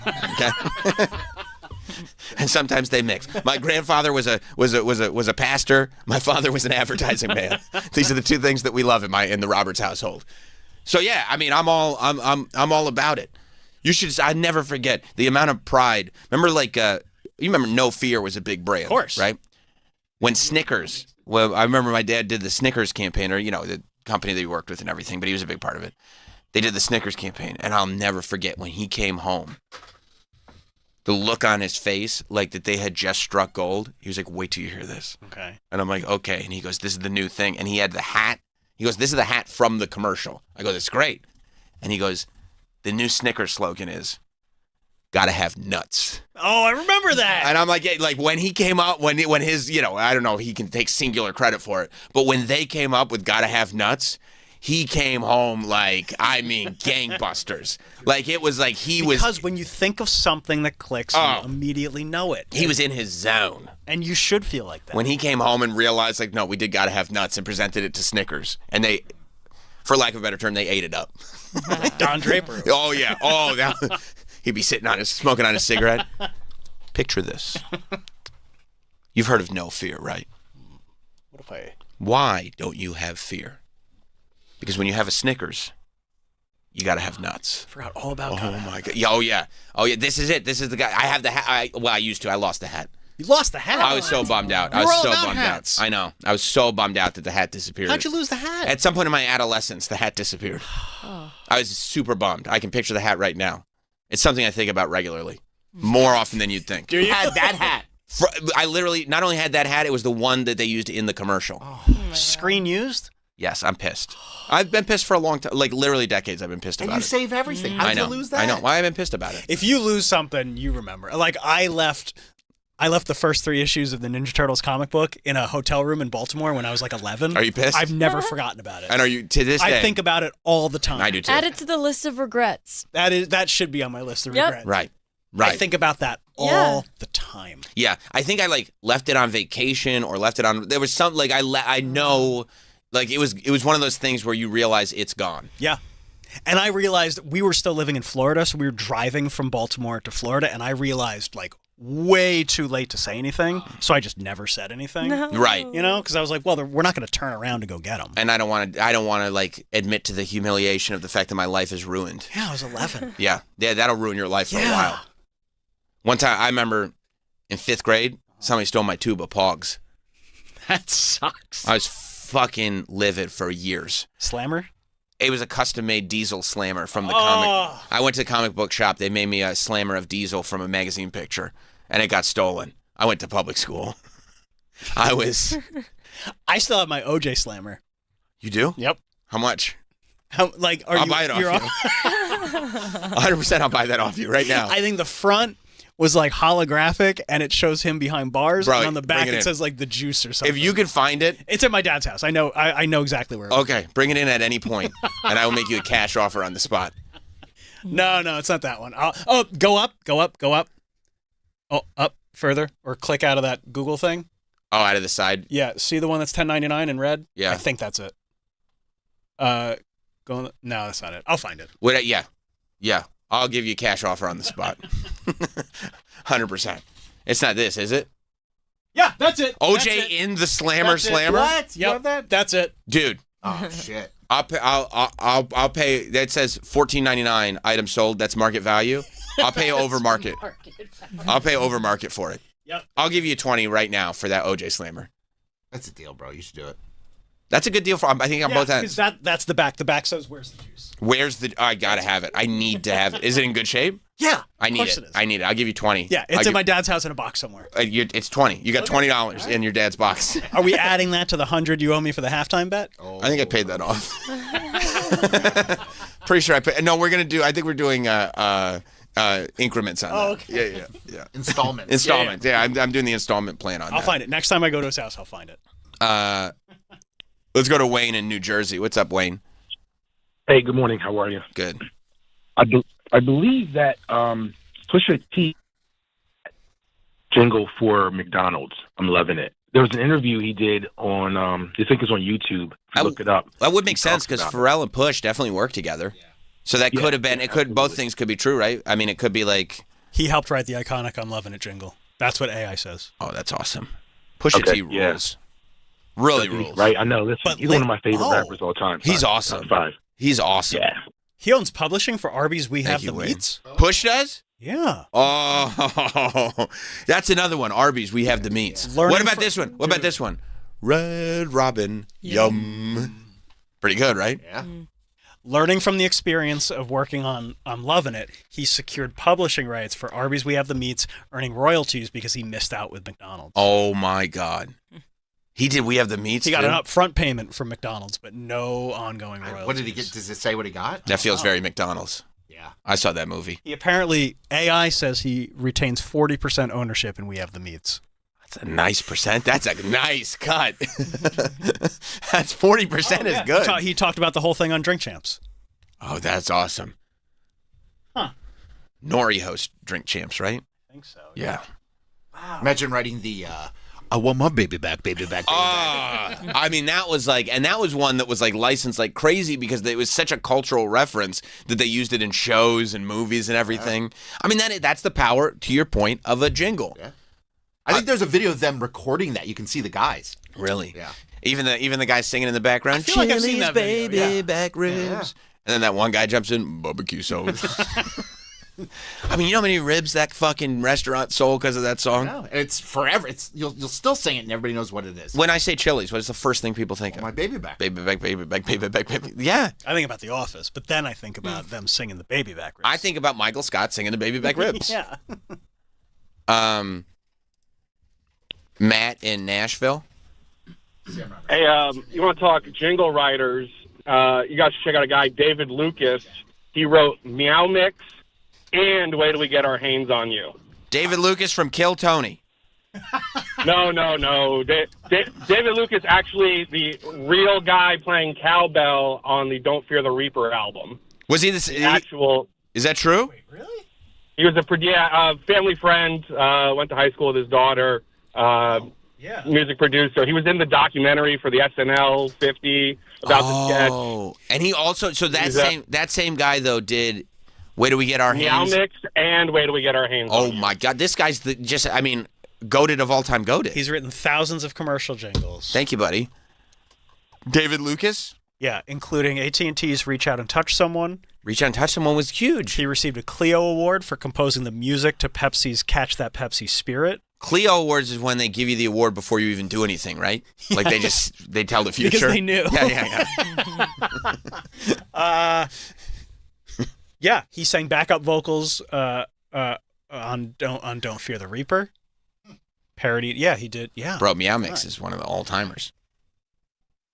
I mean, Dr. Evil hit you with the Meow Mix in Austin Powers, remember? I want chicken, I want liver. Yeah. And then Wait Till We Get Our Hands on You is massive. That was even before, I mean, Wait Till We Get Our Hands on You was so massive that people were willing to ignore the fact that Michael Jordan had a Hitler mustache in the Hanes commercial. That's right. Yeah, no, this guy did it all. Zach in Tampa. Hey, Sam. Hey, man. I just got stuck in a loop because of Danielle's rendition of Folgers, but has she actually seen the Paul Stanley version? Because I think if she was to sing that, it would be significantly better than her rendition. She's missed out on so much of the show that I don't realize it because you went from one female intern to another. But, yeah. That's a good, number one, that is two good points. These ladies are all the same. And number two, have you seen, because you did a beautiful rendition of the Folgers commercial just now. Oh, thank you. Yes. Have you seen Paul Stanley of Kiss doing it? Probably not, no. Would you like to? Sure. Okay.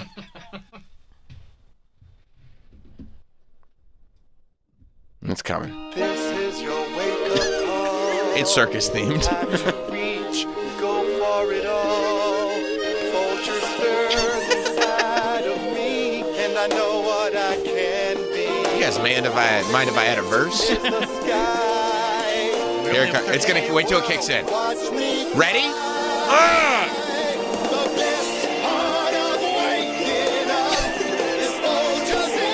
And then watch this.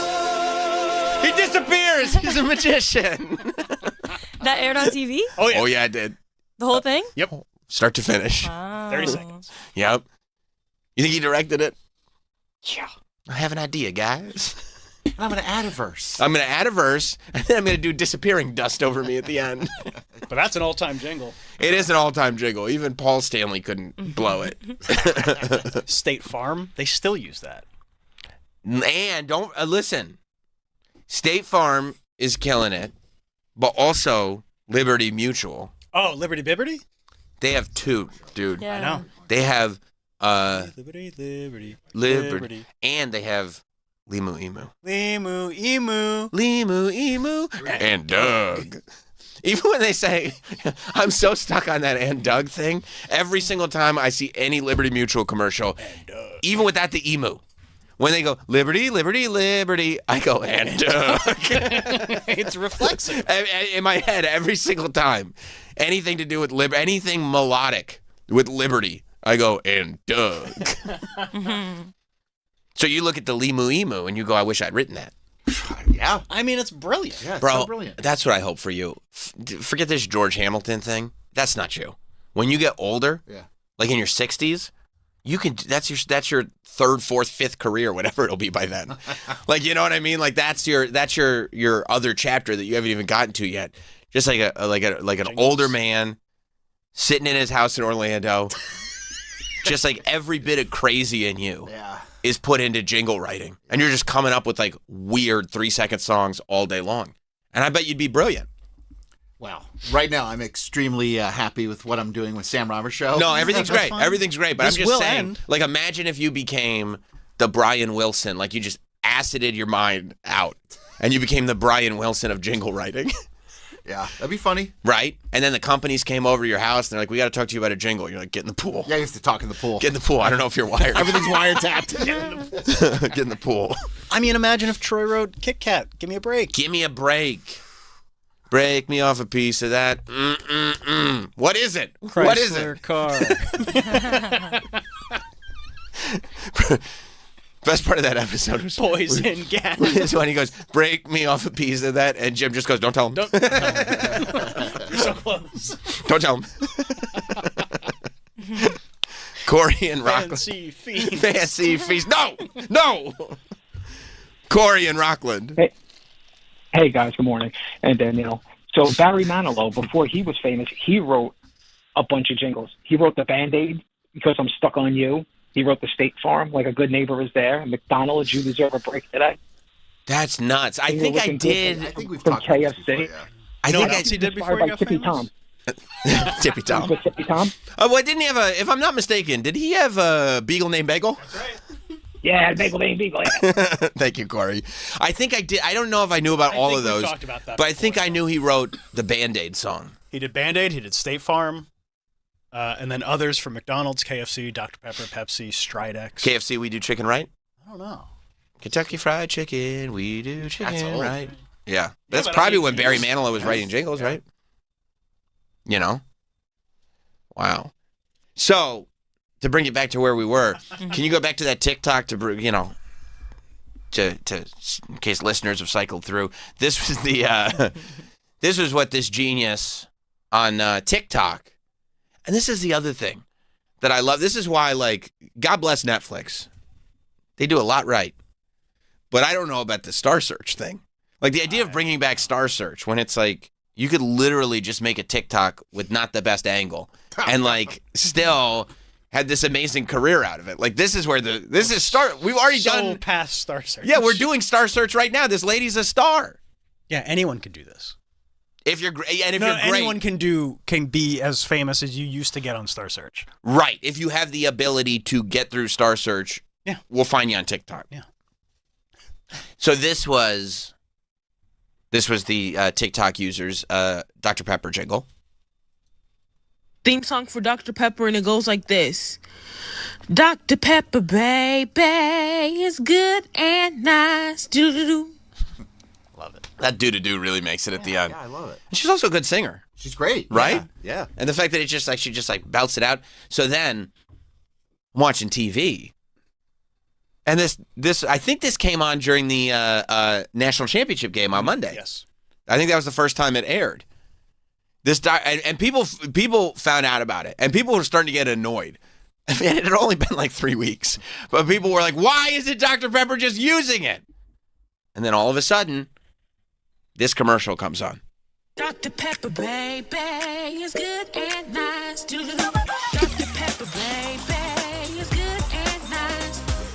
Dr. Pepper, baby, is good and nice. Good and nice. Do-do-do. I love it. It's so good, and they kept the do. Yeah. I think it's like the actual audio from the TikTok. I do too. It sounds like they just like like auto-tuned it. Auto-tuned it and put filters and stuff on it to get a full song out of it. But I mean, it's a great 15-second commercial. And the jingle's great. They credit her. I'm sure they paid her. I certainly hope so. I'm sure they did.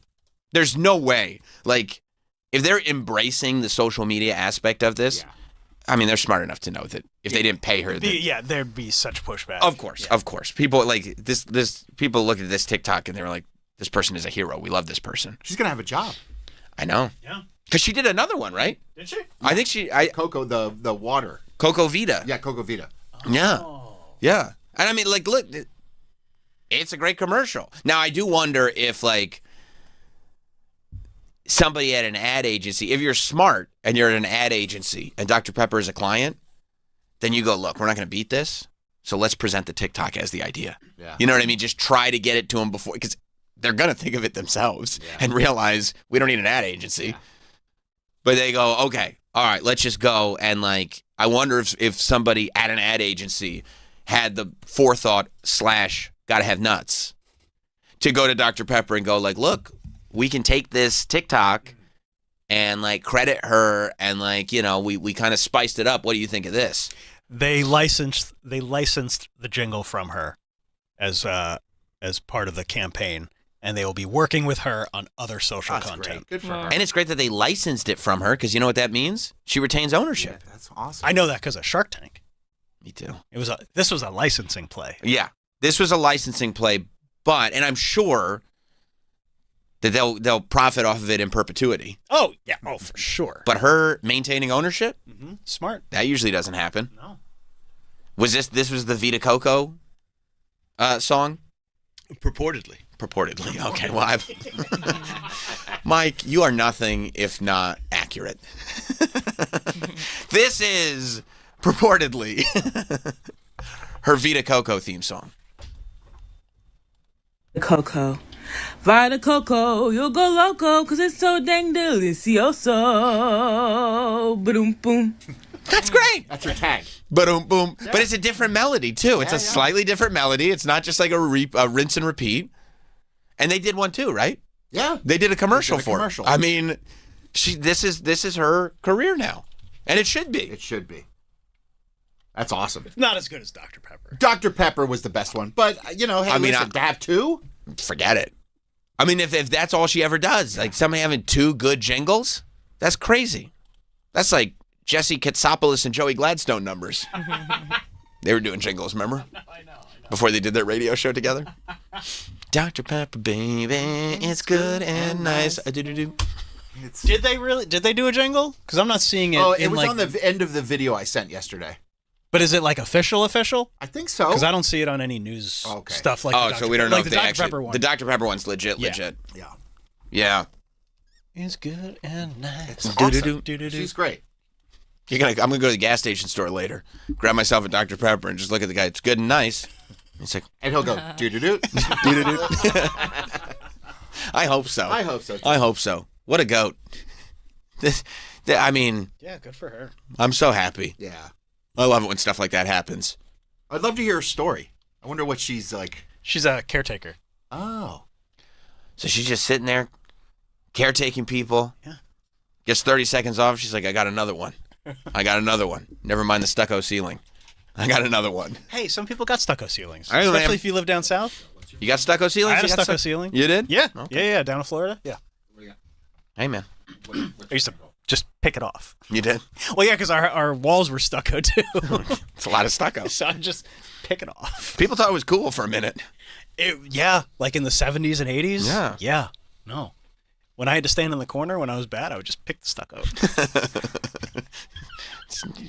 Still being bad. Yeah. It's bad. It's just a wall. Joe in Ohio. Yeah, ba-da-ba-ba, Burger King. Ba-da-ba-ba. I'm loving it. On all the time. Burger King. That's the same jingle as McDonald's. They're number one competitor. Yes. Oh, I'm sorry. All right. I'll flamed out later. See, this is why. People think anybody could do it. You're not built for this, bro. Wait, what's Burger King's? Now I can't think. Have it your way? Yeah, have it your way. Have it your way. What? Burger King is have it your way. Yeah, but I don't think that's how it goes. Of course it is. Of course it is. Have it your way. Yeah. Like in a normal commercial? Are you sure? No. Thing? Have it your What do you mean a normal commercial? Like, As opposed to, no, it's a very violent commercial. You rule. Yeah, That's the it's new just one. something Yeah, short. yeah. Okay. Oh, BK, have it your way. You rule. Remember they had That's right. the whole song. That's right. It was like dun, dun, dun, dun, dun, dun, dun, dun, dun, dun, dun, dun, dun. No. Special orders don't upset us. Have it your way. Have it your way. So I was right the whole time. I was right. Once again, Sam is right. Once again, Sam is right. Once again, Sam is right.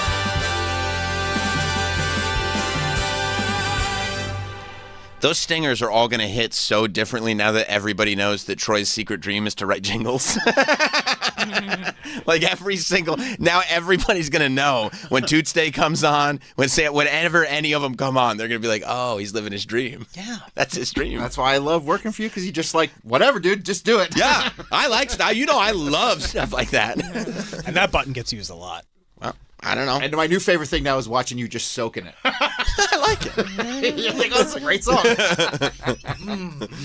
I was also glad to be melodically right because Danielle presented evidence that the other day when we told her she was absolutely not singing Redbone, she was literally note for note singing Redbone. Yes. It was a different key, but it was right. Right. No, it was right. I also love that she went through all the footage, found it, edited it, just to be like, I was right. See? Yep. It's a lady after my own heart. Let him know. Let him know. All right, let's take a break. Ian Fidance is going to be joining us today. He's got a new travel show that's coming out. I got so much that I want to talk about. I want to talk to you guys about the Traders. I want to talk to you guys about football. I saw that Euphoria trailer for season 3. Mm-hmm. I don't even know what that show is anymore. I never watched it, so. Oh, it's great. Yeah. It's a great show. Great show. It's taking some wild turns, though. Well, it's like 3 years later, right? Yeah, but now it's like, hey, we're drug kingpins. OnlyFans model. That's right. Well, that one I can buy. We'll be right back. Stay there. The guys have to tinkle and we have to pay the bills. Don't touch that dial. We will return with more thrills.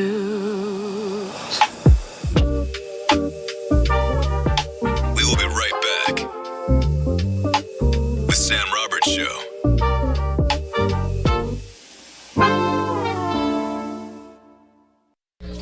Is listening to the radio getting out of hand? You need Bennington, the ultimate in hands-free talk radio design. Simply go to the Sirius XM app on any phone, then search for Bennington. It's that easy. Hands-free, pain-free. You'll wonder how you ever lived without it. It's perfect for your mind. A must for the entire office. Life itself goes quicker and easier. Best of all, Bennington works with your favorite phone. An amazing breakthrough show you'll listen to every day on the Sirius XM app.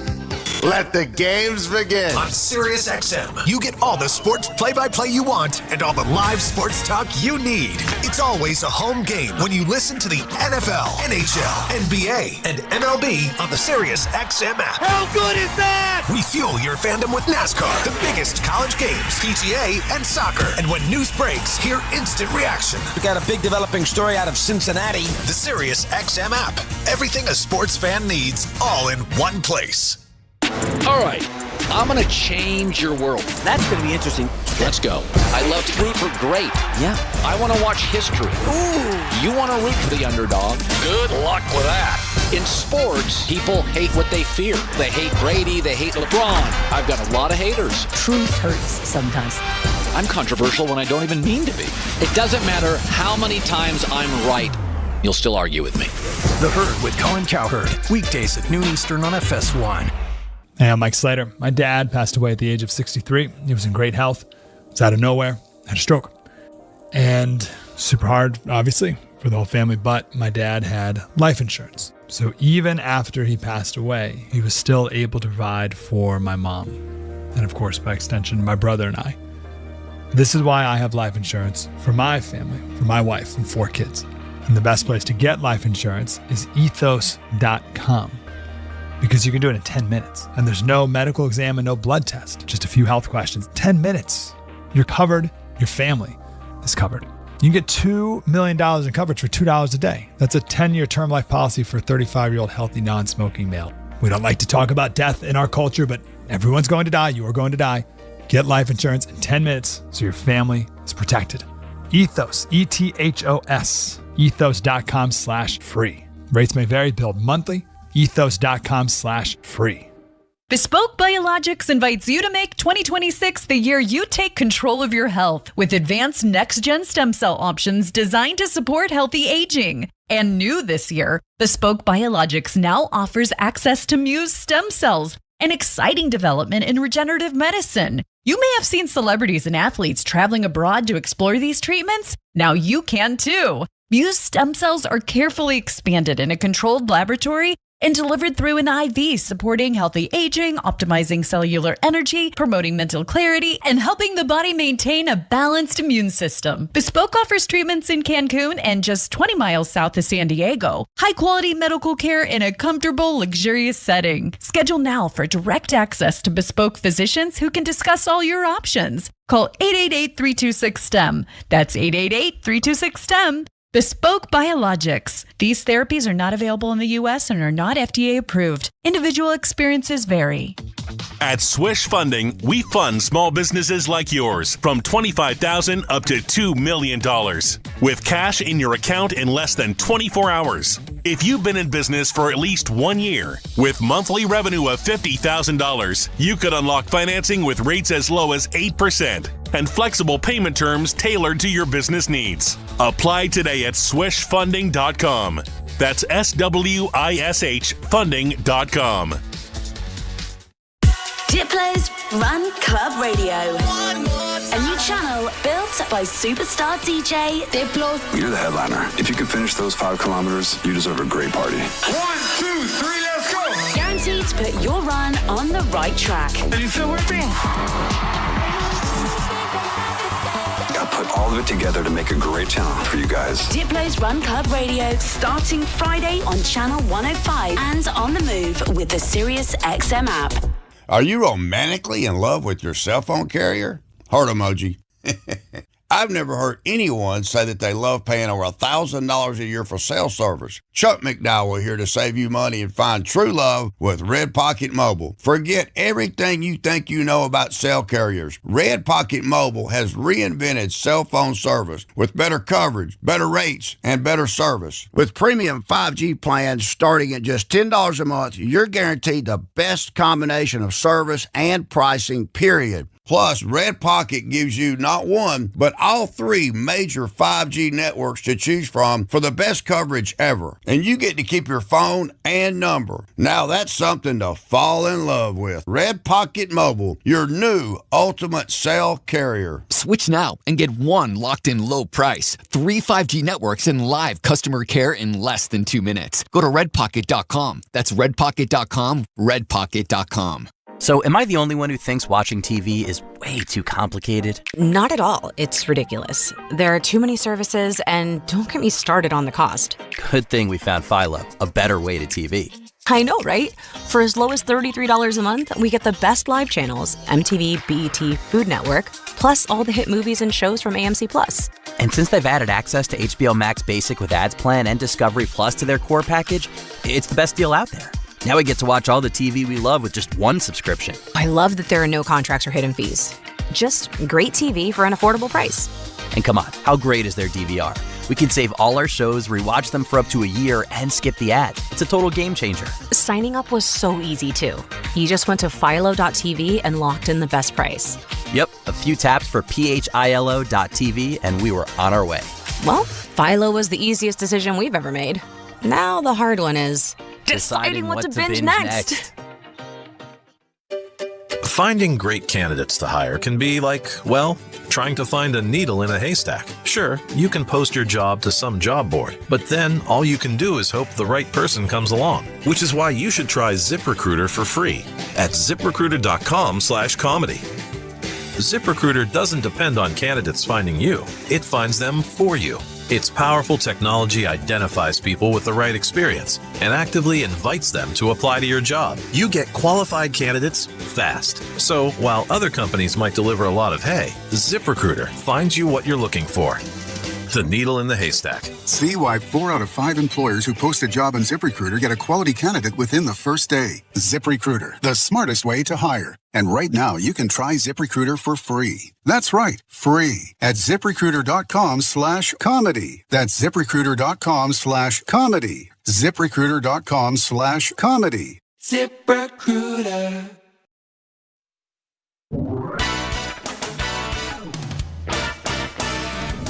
It's everyone's favorite time when our friend Steven Singer, the I Hate Steven Singer guy, when he announces his brand new gold-dipped rose color for Valentine's Day. It's very beautiful this year. Remember when you fell in love? Maybe you fell in love all over again. Remember you brought that partner of yours on that beautiful honeymoon, vacation, trip, wherever it was. It was tropical. You were on the beach, the sun was going down. Maybe you were at home, you saw that beautiful sunset. You saw it right over their shoulder as you were confessing your love to them. And you realized this is for real, this is the moment. Well, guess what? That sunset that you saw just over your partner's shoulder, that is forever encapsulated in a gold-dipped rose thanks to Steven Singer. I'm talking about that deep purple going into that vibrant pink, going into that soft orange. You have never seen anything like this before. Stripped from God's sky into this rose, dipped in 24 karat gold to last forever. It's like nothing you've ever seen before. You got to see it. You got to get your hands on it. You got to give it to the person that you love the most. Steven Singer makes Valentine's Day shopping so easy. And these gold-dipped roses, they start at only $69. Pure 24 karat gold. The Sunset Rose is exclusively and only available at Steven Singer Jewelers. You can visit IHateStevenSinger.com with fast and free shipping. You can also go to the other corner of 8th and Walnut in Philly, or go to his new showroom at the Village of Newtown in Bucks County. That's IHateStevenSinger.com. The Bonfire with Big J. Okerson and Robert Kelly. I got in trouble on the air. I thought I was going to marry a Caribbean queen. Instead, I got a chubby girl from Everett, and her brother, he was pissed. He's like, I don't really take kind to that. You're calling her chubby on the radio. And I go, Richie, really quick, she was a cheerleader, right? Yeah, she was a cheerleader. I go, where was she on the pyramid? He just started laughing. He goes, she was the bottom. But listen, the thing is... The Bonfire, weeknights at 5 p.m. Eastern on Faction Talk, or anytime on the SiriusXM app. Shake the winter blues with seasonal mixes from some of your favorite channels and the SiriusXM app. The highway serves up songs for country winter nights. In Texas, I can tell. Set the mood with steamy R&B and the hot toddy mix from The Flow. Or hibernate to winter warmth of the 70s from The Bridge. The 1st of December was covered with snow. Just search winter in the SiriusXM app. My name is Whitney Allen. I'm a widow, and my husband Ryan died when he was 35 years old, when my 2 sons were 4 months old and 4 years old. And although we never thought in a million years we'd have to use life insurance for either of us, the unexpected happened. And with the financial security that the life insurance policy set me up with, I was able to not only take care of the practical stuff, which is really important, like paying the bills, but most importantly, I was able to focus on my grief, my mental health, and my 2 kids. With Ethos, it is so fast and easy. It's 100% online. You can get a quote in seconds, apply in minutes, and get same-day coverage. And there's no blood tests, no medical exams, and you can get up to $3 million worth of coverage just by answering a few simple medical questions online. Get your free quote at ethos.com/quote. That's ETHOS.com/quote. Time spent on application may vary. Online health questions required. Imagine you're on vacation with your sweetheart. You gaze into her eyes and you see a beautiful sunset. You're in love. What if you could feel that way every day, or at least be reminded of that in love sunset vacation feeling? You can with my brand new Sunset 24 karat gold dip rose. Picture it, a rose that perfectly captures the sunset hues, going from deep purple to vibrant pink to soft orange. It's nothing like you've ever seen before. In my opinion, this is one of the most special roses we've ever produced in the last 45 years. Hi, it's me, your pal, Steven Singer. Yeah, the I Hate Steven Singer guy. I'm here to make your Valentine's Day romantic, unforgettable, easy, and fantastic. Gift her the colors of the setting sun with my new Sunset 24-karat gold dip rose for just $89. Free shipping, personalized love note from you, guaranteed for life. Visit me at the other corner of 8th and Walnut in Philly, the village of Newtown, Bucks County, or at IHateStevenSinger.com. If you owe back taxes, listen carefully to rule number 1. Never go up against the IRS alone. They're cracking down, freezing bank accounts, garnishing paychecks, canceling passports. Even your home or business could be at risk. But here's what they don't tell you. The IRS has powerful tax relief programs that could save you thousands if you qualify. That's why smart people call Optima Tax Relief, America's #1 tax resolution firm. Nobody knows these programs like the experts at Optima. Their team of tax attorneys and licensed professionals have resolved over $2 billion in tax debt for people just like you. The IRS is not stopping, so don't wait and don't take them on alone. For tax help you need, for tax help you can trust, call Optima today for a free consultation. Call 800-613-8836. 800-613-8836. 800-613-8836. Optima Tax Relief. Some restrictions apply. For complete details, please visit OptimaTaxRelief.com.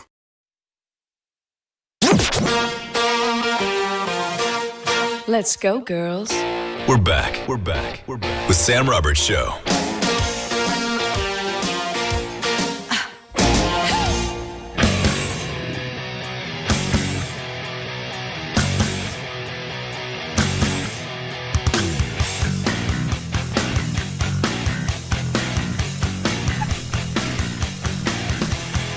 Welcome back. Look at that. Sam Roberts Show. What great timing. Whoa, are you all mic'd up for social? This is Patrick. No, I see you guys see your DJI on. Oh, yeah. You can't sneak these things by me. Come on. Hey. Come on. That's Patrick? Yeah. Hi, We're Patrick. filming for the travel show. But you live here. Yeah, but today I'm pretending like I'm a full-time comic. That's my job today. I'm acting like I'm somebody. Yeah. Where are you traveling to, Ian? No, just another borough. Yeah, the island, Manhattan. Manhattan Island. Is it okay if I put it here? Yeah. You can turn them on. Thanks. Cool. Well, welcome, man. How are you? Thanks. I'm so good. Yeah? I'm so happy. Thank you for having me. Of course. I've been listening to Miley Cyrus since Danielle and I had our conversation last time. There's some not good stuff about that Billy Ray and his ex. What happened? The Instagram's going crazy. Oh, no. Danielle was sending me stuff, and now it's in my algorithm. Oh, no. And so I get updated every time Billy Ray Cyrus's ex posts something, and all she posts about is what a horrible guy Billy Ray Cyrus is. I don't believe it. I don't either. I'm Team Billy Ray. Is that I'm Team any guy named Billy Ray. Any guy with 2 first names, as I'm a fan of. Yeah. And also, I mean, you can't just do Achy Breaky Heart and not have people on your side. Thank you. That's a forever. You can't make Hannah Montana and not have Billy people Ray on made your side. Hannah Montana? Well, he made the thing that was in it, or the girl. Right. Right. You mean with with his balls. He did drive her into a tree. Billy Ray Cyrus drove Miley Cyrus into a tree? She was on the back of his four-wheeler, and he didn't know the height and the elevation, and she knocked her head into a tree branch. That's terrible. Oh, my God. You did you know that? I did know that. Well, I want to introduce, this is my pedophile handler, Patrick. You're doing a good job. Thank Be a you. good boy. Well, welcome. Thanks, guys. I hope you guys are doing great. I'm so happy. I'm doing good. What are you so happy? You keep saying you're so happy, and it makes me feel like you are not doing well. I think I'm just talking to talk as I take all my coats off. Gotcha. You feel like I'm taking my coats off if I just keep talking. It's hot out. I have 2 pairs of pants on. It's hot out, cold he says. It's cold out. You all right, bud? Just let me get settled. Well, speaking of outerwear, tell them about this jacket you're wearing. Oh, yeah, that's right. I made this jacket. Out of what? Out of this fabric. What kind of fabric is it? I wasn't listening. It's canvas. It's some kind of heavy canvas. It's a naval canvas. Yeah. So once you wash it, it shrinks and kind of like really fits to your body. But I sewed the pockets on. I did all the cuts. Are the pockets on the inside? There's an inside pocket. Oh, okay. I saw outside that. pockets. They did the buttons and they married the base to the sleeves, but I did this on my travel show. Ian doing Odd Guy Doing Odd Jobs, out now on YouTube. Why don't you just buy a jacket? Because you make it. You do jobs on my show. Oh, I see. So your odd job was to make a jacket? Yeah. Like you could be a jacket maker. I went to this place called Hard & Co. in where is it? South Haven? New Hartford, Connecticut. New Hartford, Connectict. Which Ian told me on the drive there, we're going to New Haven, and we start driving, and he says, no, it's New Hartford, which is 40 minutes further. So we need a job where he learns how to read maps. Yeah, that is a little further. Are there any cartographers out there that I could come and do a job with? But this is it's a clothing shop and brand in New Hartford, Connecticut. Everything is handmade. They use American-made antique sewing machines. Everything is from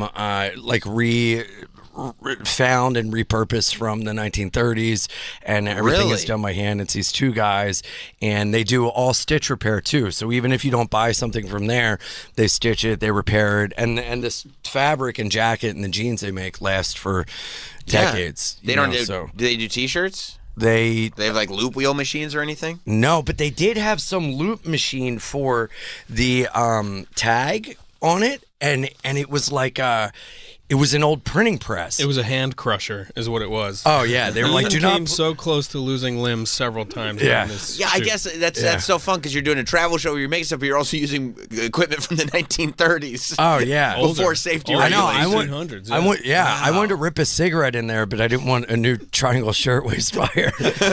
But dude, this printing press I used, it had this huge wheel and like a what was it, like a pedal? It's a flywheel. It's a massive flywheel that you have to pump with your foot, and it gets momentum. And the guy trained him how to do it, and that guy made it look easy. I literally thought you were gonna have a flat hand. Well, for a minute, I was having a hard time finding the rhythm, and then I was rocking and rolling on that thing. It rolls the paint, and then you put the tag in there, and it presses it, and then you have to like get a rhythm going. But man, that's awesome, man. Yeah, it was great. I love that too, because it's like, because then there is that. You're using these machines and everything, but there is that sort of semblance of like artistic merit to it, where like you have to be good at this. Yeah, these guys were like wizards. That's the way awesome. They were putting stuff, and they were super patient with me, and it was nice to go in there with nothing and come out with something I like made. Yeah, and I loved it. It's no sweatshop labor and no children. I was upset about that. And they did have a shipping container. I don't know what that was about, but it was fantastic. It was great. And so to Ian's credit, I've now seen him go to a job, get shown how to do something, suck at it immediately, but then like throughout the day actually get really good at these things and follow directions and like master it by the end of the day. You're coachable. Cool. You're a coachable guy. Yeah. And I'm also determined, and I have to do it. And if I am having a hard time, I will do it until the job is done. So is that part of the charm of the show, that you're sitting there like really vigorously wanting to, you want to be good at whatever you're doing? Well, it's like half fish out of water, because I'm thrown in these situations where I don't know what I'm doing. A lot of times I get like flustered, and and then it's like I get determined, and it turns out it's not even intentional. I think I'm just I don't know. I think I'm just blessed that by the end of the day, I'm like doing the job very well. And so I think I'm planting the seeds for when I quit comedy to have like a third act of just like moving to a certain town, figuring out like maybe I could move to New Hartford and be a clothing stitcher and ride a bicycle to work and be a volunteer fire chief. Yeah, would you get a penny farthing, like a big wheel? Yeah, you have to, right? Ride a penny farthing to work, make my mustache twisty. Yes, I mean, you're already halfway there. I already look like a barrel-chested 1930s strong guy. 100% just work out with those weights that are like spheres. Yeah. Yeah, Yeah, and then I'll just wear like a singlet. Just hold one over my head, and I'll say things like, you're yellow, see? Dude, I love a third act. We were literally, I figured out Troy's third act like right before you came in. What is it? When he's like in his 60s and an old maid's going to go crazy and he's going to write jingles. And the jingles are going to be genius, but he's going to be really difficult to be around. You know what I mean? Be a savant talent. Right. Yeah. Like you'll put up with it because the jingles are so good, but it's like clearly he's lost it. Does he have? Do you have any jingles in your pocket? What's making you go jingle jangle? I'm just obsessed with jingles. I've been obsessed my whole life. Mhm. I write music with Black Caviar. Of course, like those hooks are kind of jingly. Where do you stand on Cars for Kids? 1-800 Cars for Kids? Yeah, do you good KARS, jingle, bad? Cars for Kids. Hate it. Good or bad? It's just one of those things where like it gets stuck in your head, so it's doing its job. Exactly. I think it's a very good jingle. I Have you just ever think met- the repetition is tough. Have you ever met a jingle man? A jingle man? It's very fun. Like I've never met one personally, but I've known like someone who knows someone, and it's very like almost like you know this guy invented this jingle, right? because you know this guy invented the Pepto-Bismol, and you're like, oh my god, that's amazing. And he's just some upset stomach, diarrhea. You got nausea, heartburn, indigestion, upset stomach, diarrhea. There it is. Nailed it again. Yeah. I want to meet the guy who made the General theme song. Go to the General and save some time. Yeah, but that is true because it's more. We're not going to talk about jingles again. We just talked about jingles so much, but it is more sort of universal. Mm-hmm. Because when you meet a musician, maybe their music has hit you, maybe it hasn't. But with a jingle, if it's good, everybody knows it. It's hit everybody. And you have to like have an incredible talent, but also like a stupid mind.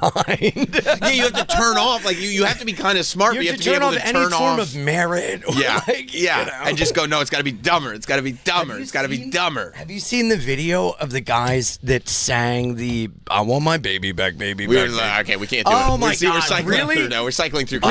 We should watch that video. It's great. We can't do it now. I do we want did to too much jingle stuff already. I do want to say Ian Do, his show needs a jingle, and he has people who might make it.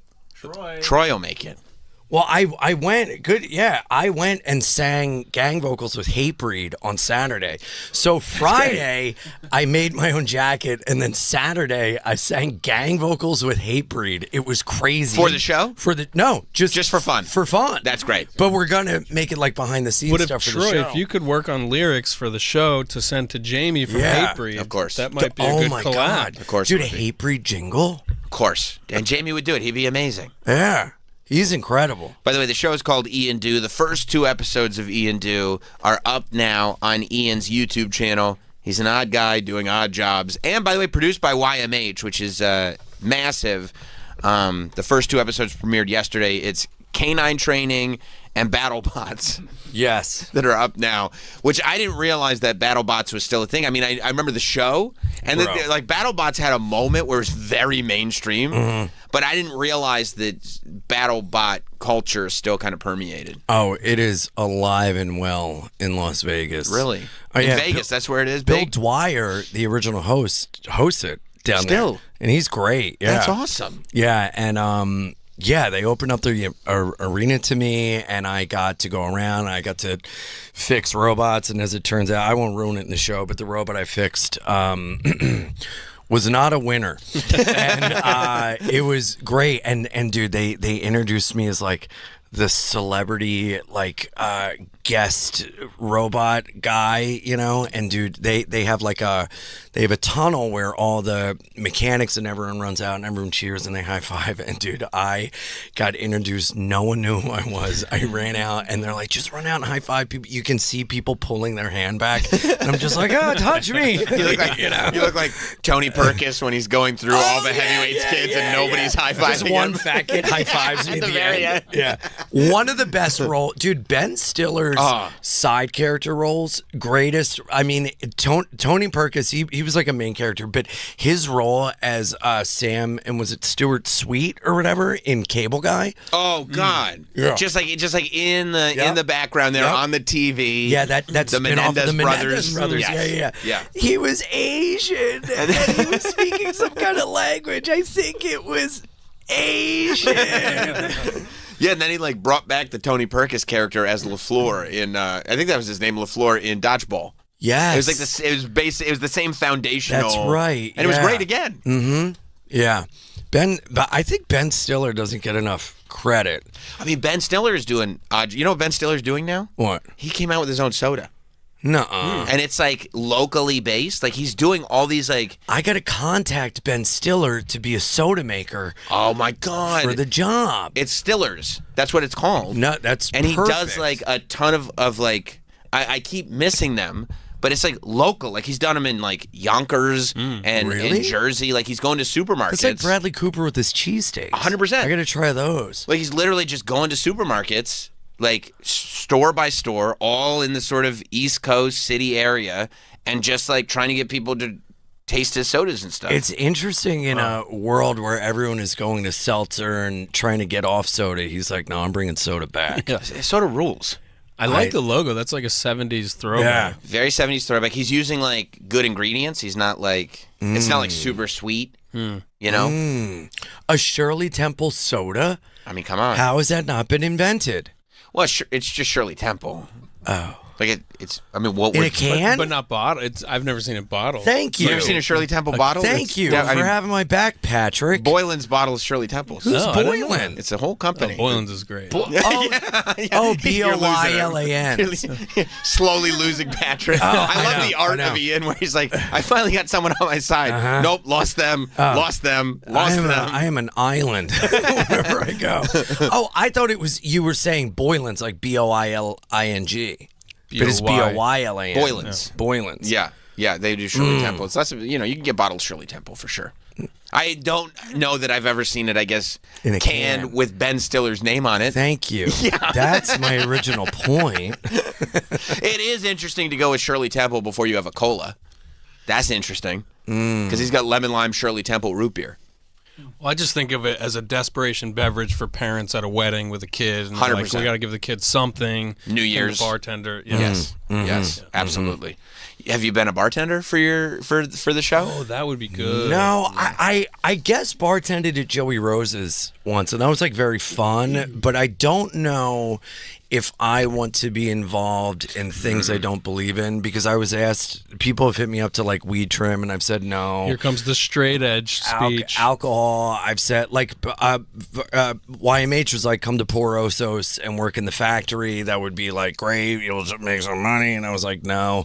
I just don't. Also, on like the podcast, we've been hit up a ton and offered like a fairly good amount to do, like mushroom, whatever, like weed, CBD, and I've said no to everything. I don't align with that, and I never want to push anything I don't believe in, and so I feel like that would go against kind of my ethos, so I won't do it. Listen, that makes sense. Everything you do is very Ian. Yes. So when you start doing stuff that's not Ian, the Ianites will be like, this isn't the boy I know. We don't want to upset the Ianites. You never want to, because they'll rebel. Yes. They'll turn against you. Yeah, and we don't want that. No. I'm can already get very having my handler turn against me. That doesn't feel good. I can't imagine a legion of Ianites. That'd be bad. No. That'd be bad. Where'd you come up with the idea to do the show, to do Ian Do? Well, I mean, I say it a fair amount. Ian Do used to be the stuff you left after the cold brews. Huh? Ian double Do. O. Like Ian Do. Like doo-doo. Ian Do. Like you go to the bathroom a lot after you have a cold brew, you take a dude, something's off with me. I'm like, I thought you meant Ian Do, like DEW, like condensation. Like He was thinking of nature. What is happening? I got enough chuckles around you that I was like, no, that one's not on me. Oh, it used to be Ian Doo-Doo. Ian Do. Actually, Ian Doo-Doo we did encounter with Hatebreed because Ian was forced to do an eating challenge with Jamie Joffrey. Yes. What kind of eating challenge? A sardine with hot sauce from Kirk from Crowbar, and Jamie eats sardines and fucking eggs with hot sauce. And these weren't like cute sardines; they were meaty, big sardines. Yeah, it wasn't good. From a big can. And the night before, because I've like completely changed my algorithm, so like I no longer have like bots or like bops. Or like butts or like sluts. What's a bop? What do you mean bop? You know a bop, right? No. You don't know bops? No. That's what Travis writes with his jingles. They're bops. No, that's Travis. That's Troy. Idiot. You're still mad at him for turning on you with the Shirley Temple remember that thing 5 hours ago? Fuck you. Yeah. I knew you were stupid. No, bops are like little sluts. Like really? I thought it's a bop. Yeah. No, dude, look up what is a bop and then type like girl or whatever. Right. So you're getting a lot of bikini girls on your Instagram. Yeah, and I've stopped all that, and I've stopped all the like pseudo porn stuff, and I've stopped all comic stuff. So now my algorithm is just like Japanese woodworking, soldering videos, freaks, and these little Indian boys that play games in a backyard, and if they win, they get food. Okay, that's probably the next one to go, I think, maybe. No, it's pretty cool. Pretty cool, actually. Yeah. So, I don't... You don't have any comedian? Why do you have to clear off your Instagram? Like, they can't look a little bikini girl, a little comedian, little... No, because it puts me in a bad place mentally. I want to be happy for my friends, and if I see them succeeding, it does something to me where I feel less than, and then I don't ever want to feel resentment. So I want to be happy for them when I find things out from them, and I don't want to like know stuff about them without the interaction of them telling me. So if they tell you, you feel okay. You feel good.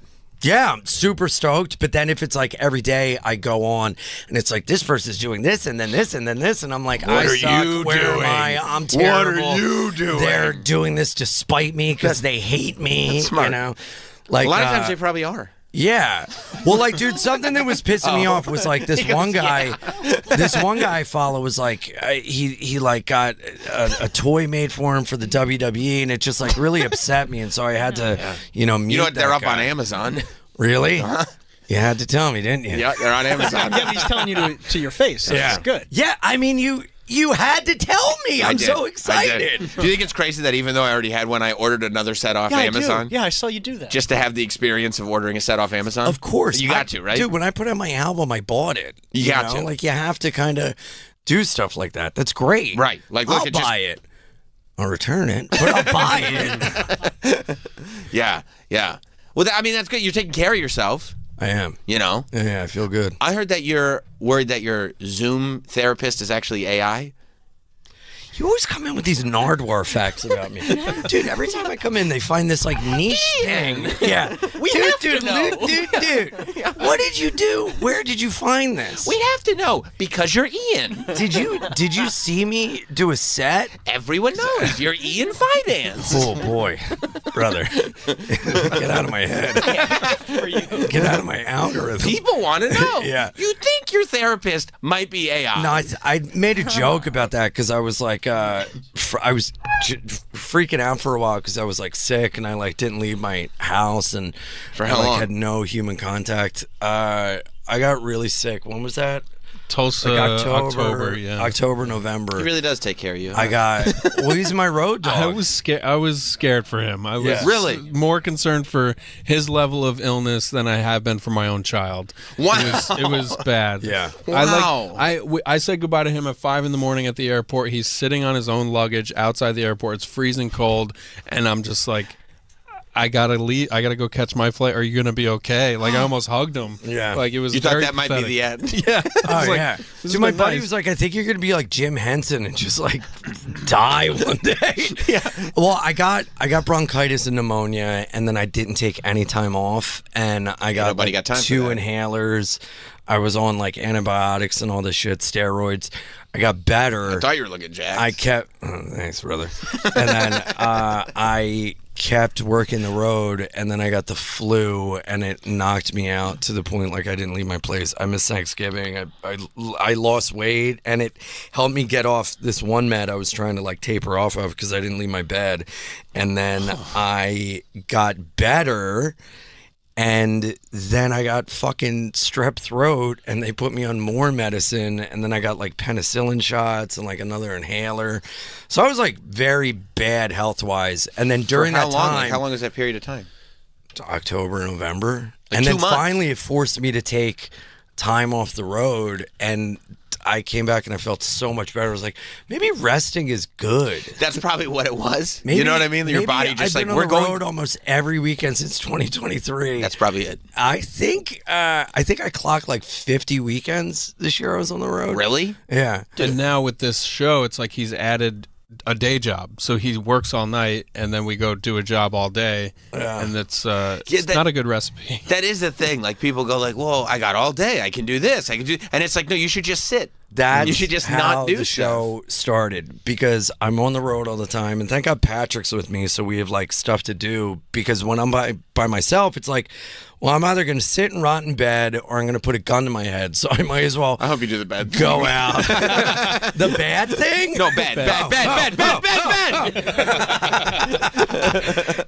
And so I was like, I got to go out. I have this idea. I've always worked a million jobs. I've always gravitated towards like back of the house type people. And I want to go to towns and explore things in the towns I'm in and meet people and do fun things. And so I had this idea, and I told my manager, my management company, I was like, this is like, what are you working on? You know, why don't you come up with your version of Subway Takes? And I'm like, oh God.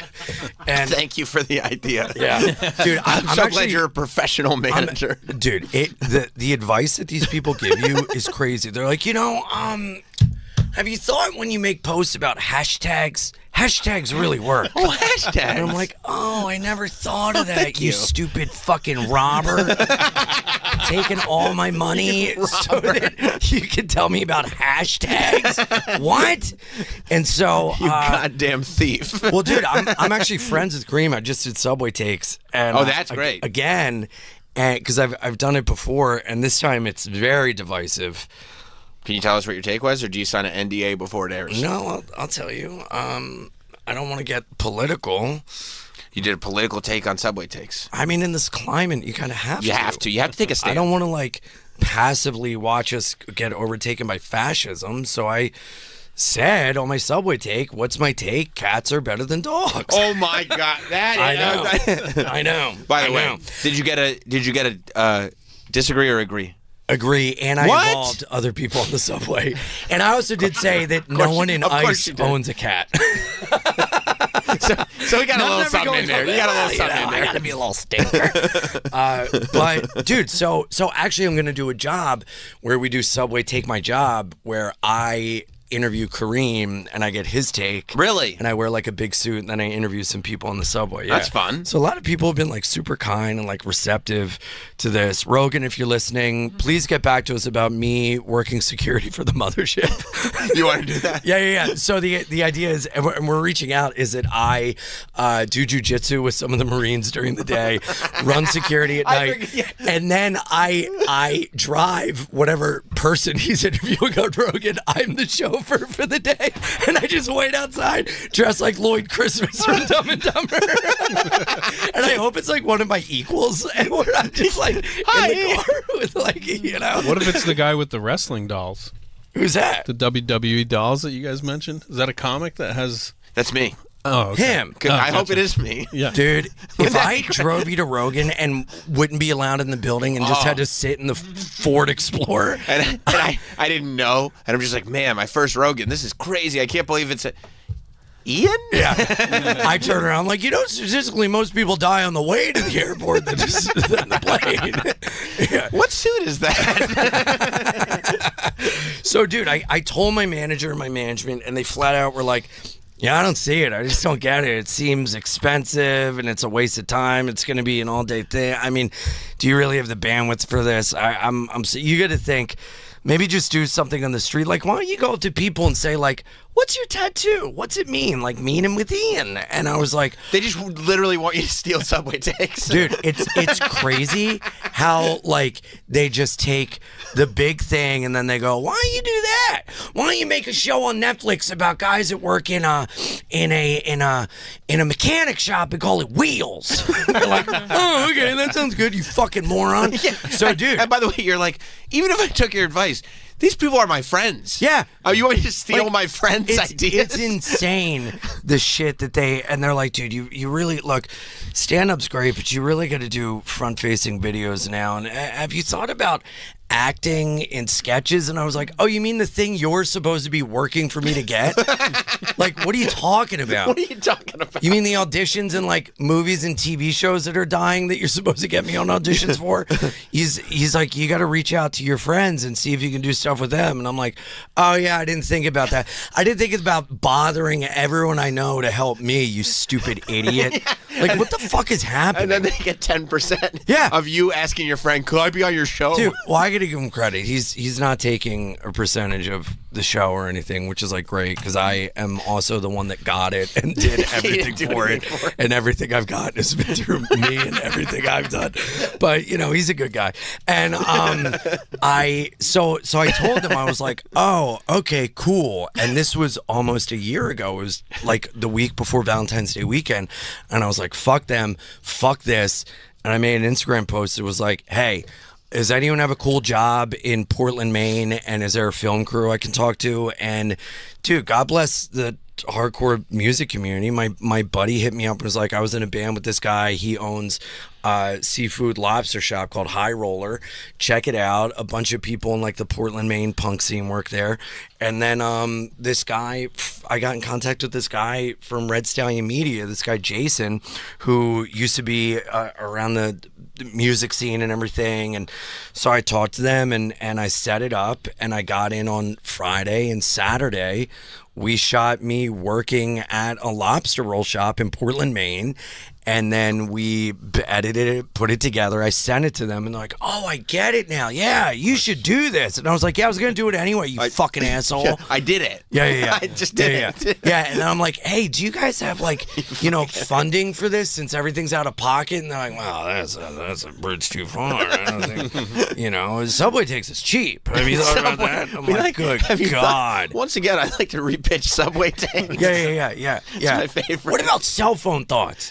You talk to people about thoughts they put on their cell phone, and you hold a cell phone microphone. Yeah. Like, you oh, thought about wow. that?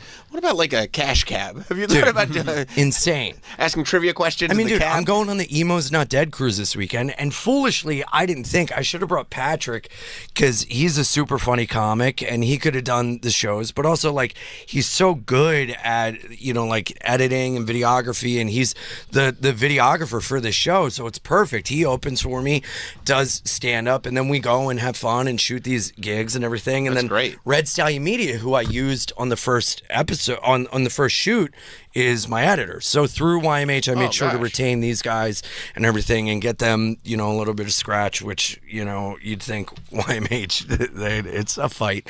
And but God bless. We love them. We love them. I'm very excited. I'm very grateful. But it's a struggle. I didn't even think I should have brought someone on the cruise, to like be with me, because I'm really kind of not looking forward to it. It's just going to be everyone like drinking and partying, and then like what people are going to want to leave like seeing Under Oath or The Used and be like, let's go to a comedy show, right? And plus there's probably a bunch of jobs you could do on a boat. Jobs I could do on the boat and interview bands for the podcast, right? And I didn't think to bring someone. It just, I was like foolish in my approach of it. And then I hit them up and they're like, oh, we don't have any producers or anything, but we could set up a time for you to just, say hi to this band. I'm like, great. Now I'm going to get treated like I'm like the fucking like loser, like annoyance guy. And I'm like, this sucks. And then like, I think most of these bands know you though. Like they'll want to chat with you. Sure. But see, I know the guys in the bands, but then talking to like their booker, like manager, they're like, well, we could set up a window of 10:05 to 10:10. You could maybe wave from the pool deck. I'm like, oh, that's cool. A band I've seen a million times. If you bring your autograph book, can you get signatures? Yeah, well, they'll probably charge. But how many days is the cruise? I get there Thursday and then I come back Monday. Because I was saying to Ian that Is it too late? Could you come? I could get you as a guest. I can't go. Troy? I think we're gonna have some interesting stories, because usually you go to a town, maybe you get into something interesting with somebody you meet out there, and the next day everybody's got to move on with their lives. If something interesting happens between you and another person on night one, they're gonna be around for the whole cruise. How are you gonna juggle and manage those situationships? Jump off. Yeah, that's it. Yeah, but I could have done a job on the cruise, and it's like I try to come up with like ideas and execute, but it's like I have a bunch of stuff going. We all do, but it's like, shouldn't my management be like, hey, it'd be a good idea for this or that, or what do you think about, or we're going to set you up with this. And, you know, it's just, I'm everyone I talk to is the same story. Oh, yeah, I'm that's just of course. like, you know, this is, but I will say my agents are fucking on it. They're fucking great. But now I sound like a fucking cocksucker. Yeah. But that's why I love doing these jobs, because I'm with real Americans doing real jobs in America. Yeah, you're and talking I to like love people it. who have real jobs going like, yeah, I feel like my management isn't doing enough. Dude, you're so right. I sound like such a fucking loser pussy. Dude, one of my best friends from childhood is a farmer. He's a soybean farmer in New Jersey. And I remember I was talking to him, and he rides like a combine all day. He's got 2 kids. He's like running this farm. He took over his family's farm, you know. And we're talking. He's like, man, God, I got hemorrhoids from riding the combine all day, and my back's fucked up, and, you know, I got, you know, blisters on this and that and everything, and the seat I got to get fixed. Like, how you doing? I was like, well, I had an audition today where I had to talk to a pile of laundry, and later I am going to go on stage and talk about how I think my therapist is AI. It's tough. Yeah, You same. know? Yeah. Yeah. But it's good. I like it. I love being around, because I used to do a million jobs like this, and I gravitate towards more. Like, I would rather, on the cruise, I would rather hang out with like the guys working in the kitchen and doing that job than be like, you know, like, why don't my job will be like the publicist for the band or something, you know? Of course. Of course. Yeah. And I'm sure it's centering.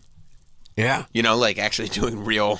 Well, yeah, real because I love jobs. being the center of attention. I also think anything. you meant center. Anything that gets him off his phone, I think, is good. Like we filmed him taxidermying a rat, which is a very intricate process, and he had to sit at a table for it was like 3 straight hours of him using his hands and his eyes and not like the phone. He couldn't touch the phone because he's covered in rat juice. You know how bad things are when you're like, you know, I need something that's just going to bring sanity and a Yeah, I center gotta back cut to up my a life. rat. You have to taxidermy a rat, a dead rat. God bless. And they let me like rip a cig while I was doing it because the smell was like getting to me like you wouldn't believe. Right. So you just It's drop crazy, a lash in there. Yeah, it's like, dude, I just have to have my hand up a rat's ass and I won't have 10 hours of screen time on my phone a week. It's great. You doing a lot with your phone? Huh? A lot with the phone?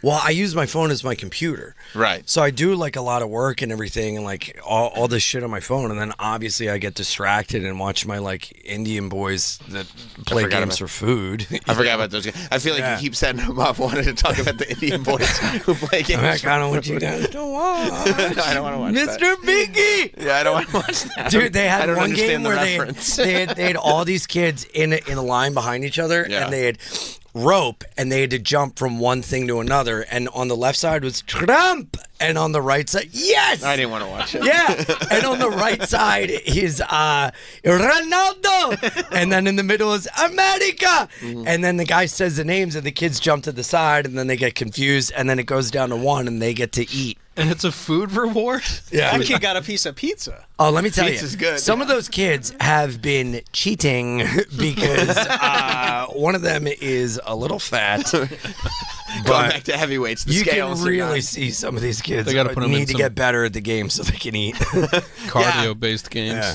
No, I never seen Mr. it. Biggie! What's the thing that they get if they don't land on the chicken sandwich? Is that just like I think whipped they put cream? him down. Yeah.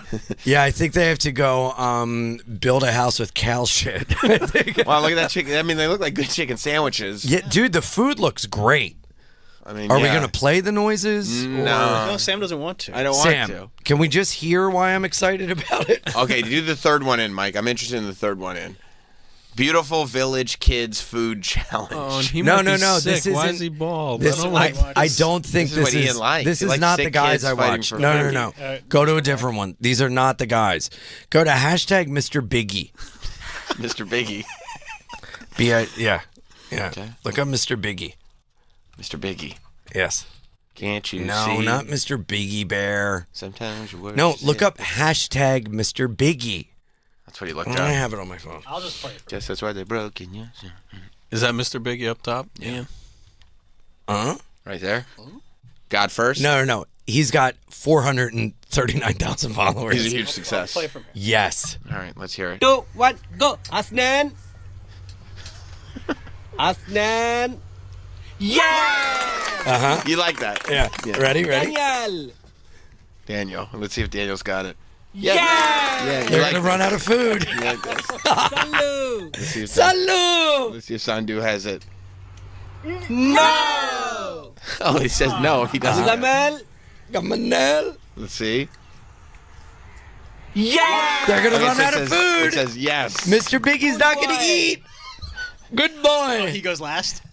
He's like the Nothing. celebrity. Nothing. Ready? Okay. Mr. Greedy? Mr. Gritty. You can't say Biggie. Oh. Punish! Oh, punish. He has to put a pun in his face. It's a punish. It's a punish.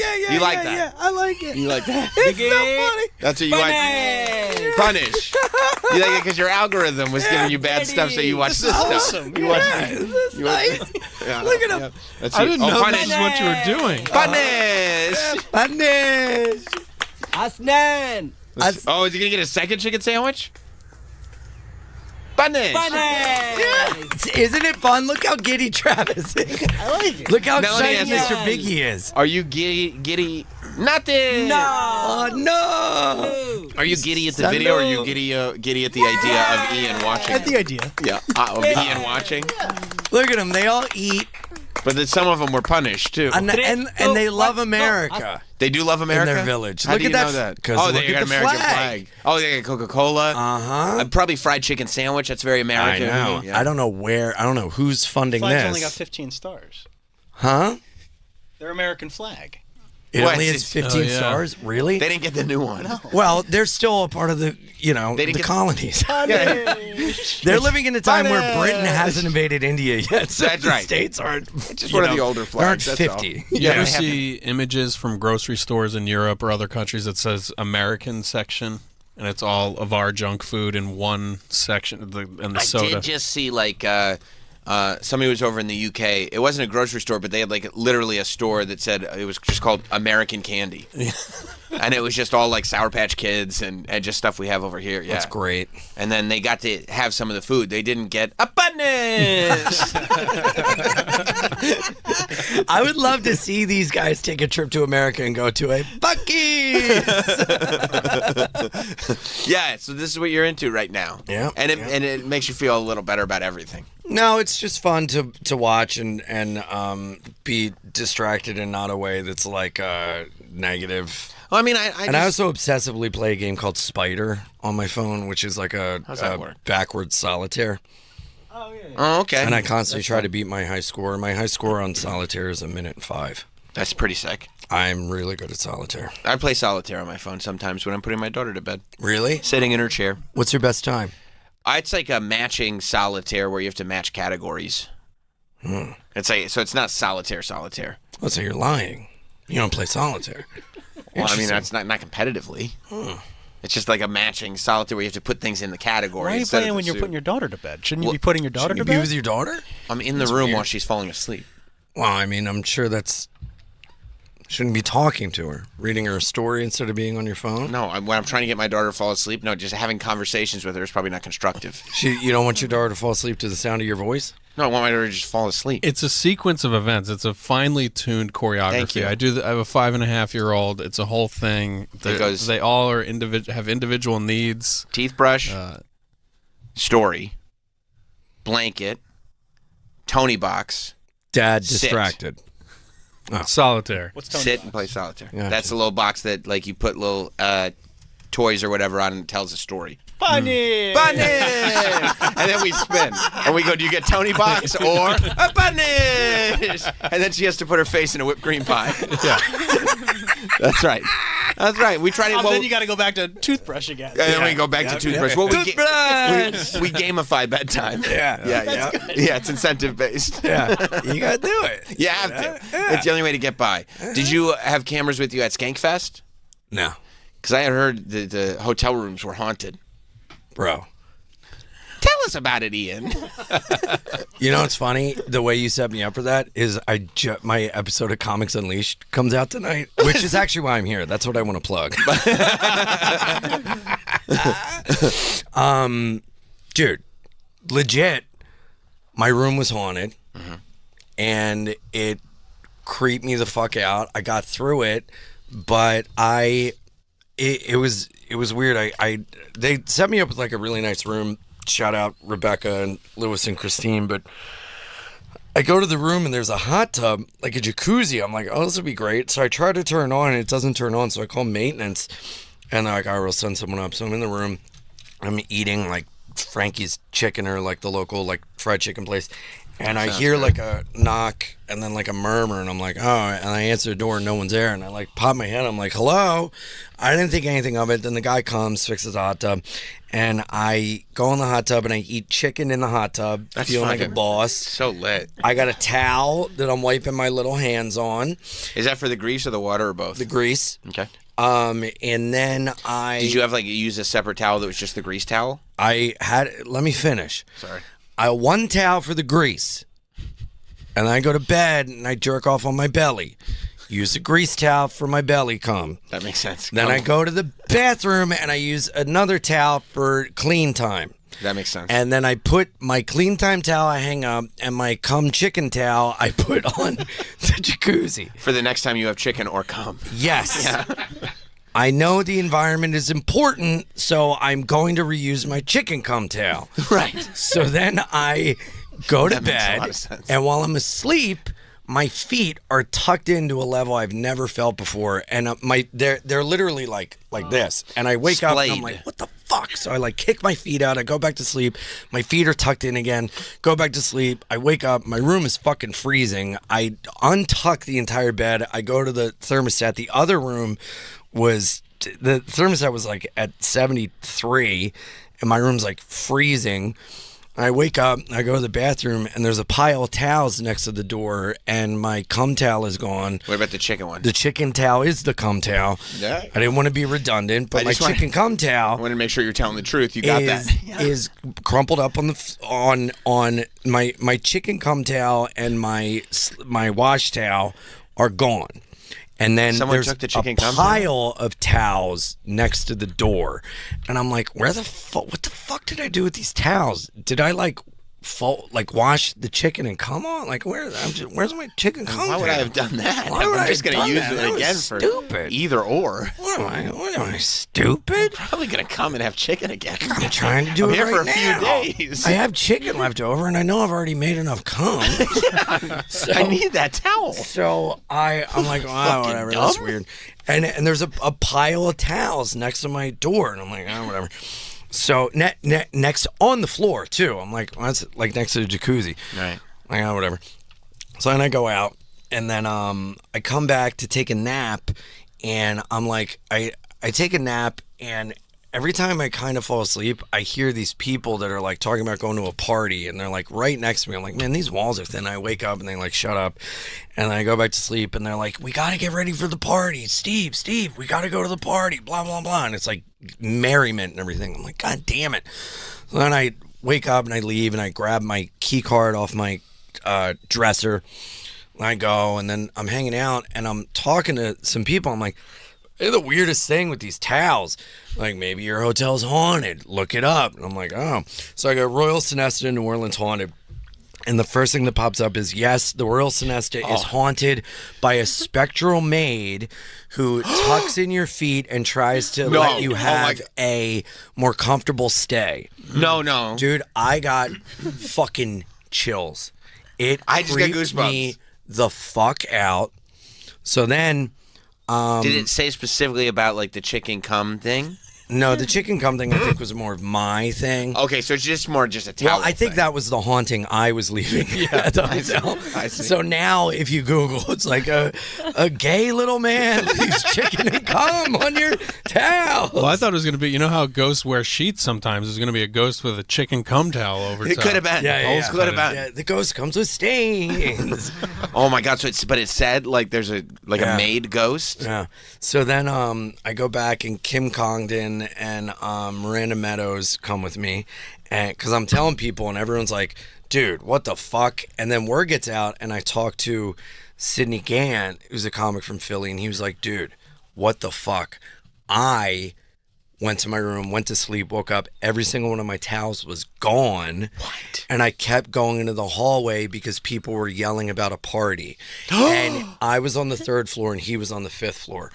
So then we go back to the hotel, and we try to go into my room, and my fucking key won't work. So I go back down to the main desk, and I'm like, hey, my key card won't work. And they're like, where'd you get this key?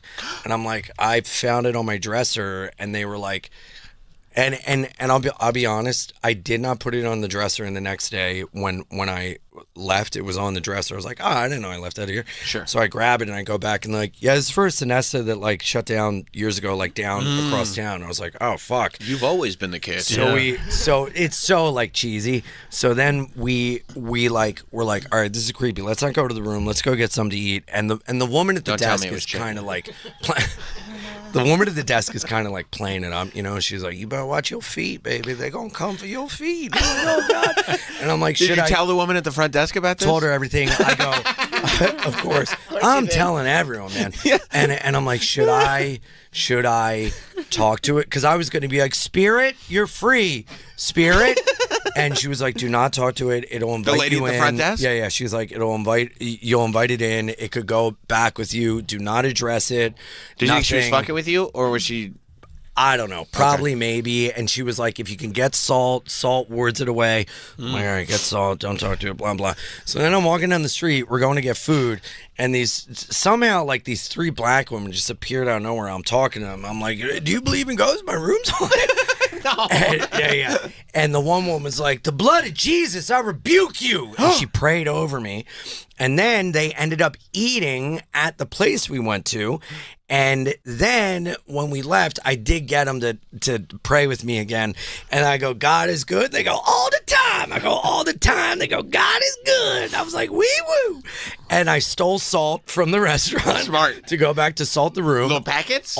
Shaker. You stole the shaker. Okay. And then on the way in, I go, hey, hotel lady, guess what? I got my salt, and I found 3 women to pray over me. Everything's fine. She goes, oh, baby, what have you done? I go, what do you mean? She goes, baby, they ain't human. They witches. No. And I go, oh, no, I have a witch's curse. So then, and I swear to God. Those 3 women appeared out of nowhere, you said? Yes. Oh, no, they were harpies. Huh? Harpies. What are harpies? Just go on. I don't want to harp on it, but can you guys give me credit for that? So then we go up, and I'm not making any of this up, and I don't think I'm even that creative to do that. And we go to the hallway and we go to say a prayer, and as we're saying the Our Father, holding hands, the door. No. 3 in the morning, 4 in the morning, we hear a door lock slam shut. We're like, what the fuck? And then we go to the room. I spray salt everywhere. We hang out. When you say spray salt, you're just pouring it like out of the shaker. I am just like it's holy water. Oh yeah. everywhere, especially where the Cum Chicken Town was. I thought you were supposed to just make like a line with the salt. Well, I did that around the bed. Okay. Pentagram, yeah. Yeah, no, pentagram. No, not a pen. I don't want to open up a doorway. Right. Like that's what they did in weapons. That's where I'm getting that from. You make a salt line, you'd be all right. Yeah. So I put salt everywhere. We did light as a feather, stiff as a board, and they stayed and like, yeah, nothing's happening, blah blah blah. And then we were quiet for a minute. We did hear like tapping on the wall, but I was like, look, that's probably the water heater or some bullshit. Like, all right, we're leaving. And then I was like, no, don't leave. And then for a while, I did beg them to stay. And I stayed up till 6 a.m. with all the lights on, and then nothing ever happened again. Wow. I have a theory about the Royal Sonesta. This haunting business might be a PR campaign about just their cleanliness or lack thereof, because I was there filming a documentary, and we spent a lot of time with Lewis in the presidential suite, and Lewis said when he arrived, his bar area was full of dirty diapers. Like there was a pile of shitty, dirty diapers in the presidential suite when he arrived. There's also a ghost who is a mother. Exactly. Who leaves dirty diapers everywhere. So look up if it's haunted. Yeah. Well, I'll tell you this. I thought I was haunted by an old mammy who was coming in and was like, Ian, baby, you come and make all the chicken grease you want. I'll clean it up. You wanted that to be the I'll case. clean your belly. Oh my I'll make gosh. sure you have enough towels for your coming chicken, honey. You know what? It was really good, though. I was thinking as you were telling this story, it was really good that your first instinct was to try to cast the demon away. Yeah. Because You know Hot Dog. Our friend Hot Dog. He got a sleep demon. And you know what the first thing what do you mean he got a sleep demon? You went to a sleep demon store? What are you talking about? Sometimes you just catch a sleep demon. How? You wake up, there's a sleep demon. I have a buddy who told me he's been haunted since May. That's tough. The whole summer?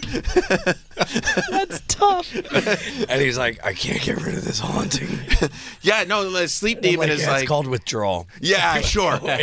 Sleep demon is like you can't stay sober. When you get sleep paralysis. I've had that, yeah. But a lot of cultures will blame it on a demon, and then they start to see an actual demon. Well, he's like Haitian, right? Hot Dog is Dominican. I'm gonna say. I don't know about that. Same island. You know why they're the same to me? Why? Because I cannot locate either on a map. And that's why you get credit. Yeah. No, yeah. So he got this sleep demon, and the sleep demon started. Hang on. The sleep demon started talking to him like in his mom's voice. Is his mom dead? No. But he doesn't have a good relationship with her. Is she in the house? No. He's like 30-something. Am I wrong to think Hot Dog still lives at home? No, you're not He's an wrong. adult named That's Hot an astute Dog. assumption. That's the vibes. That's the vibes he gives.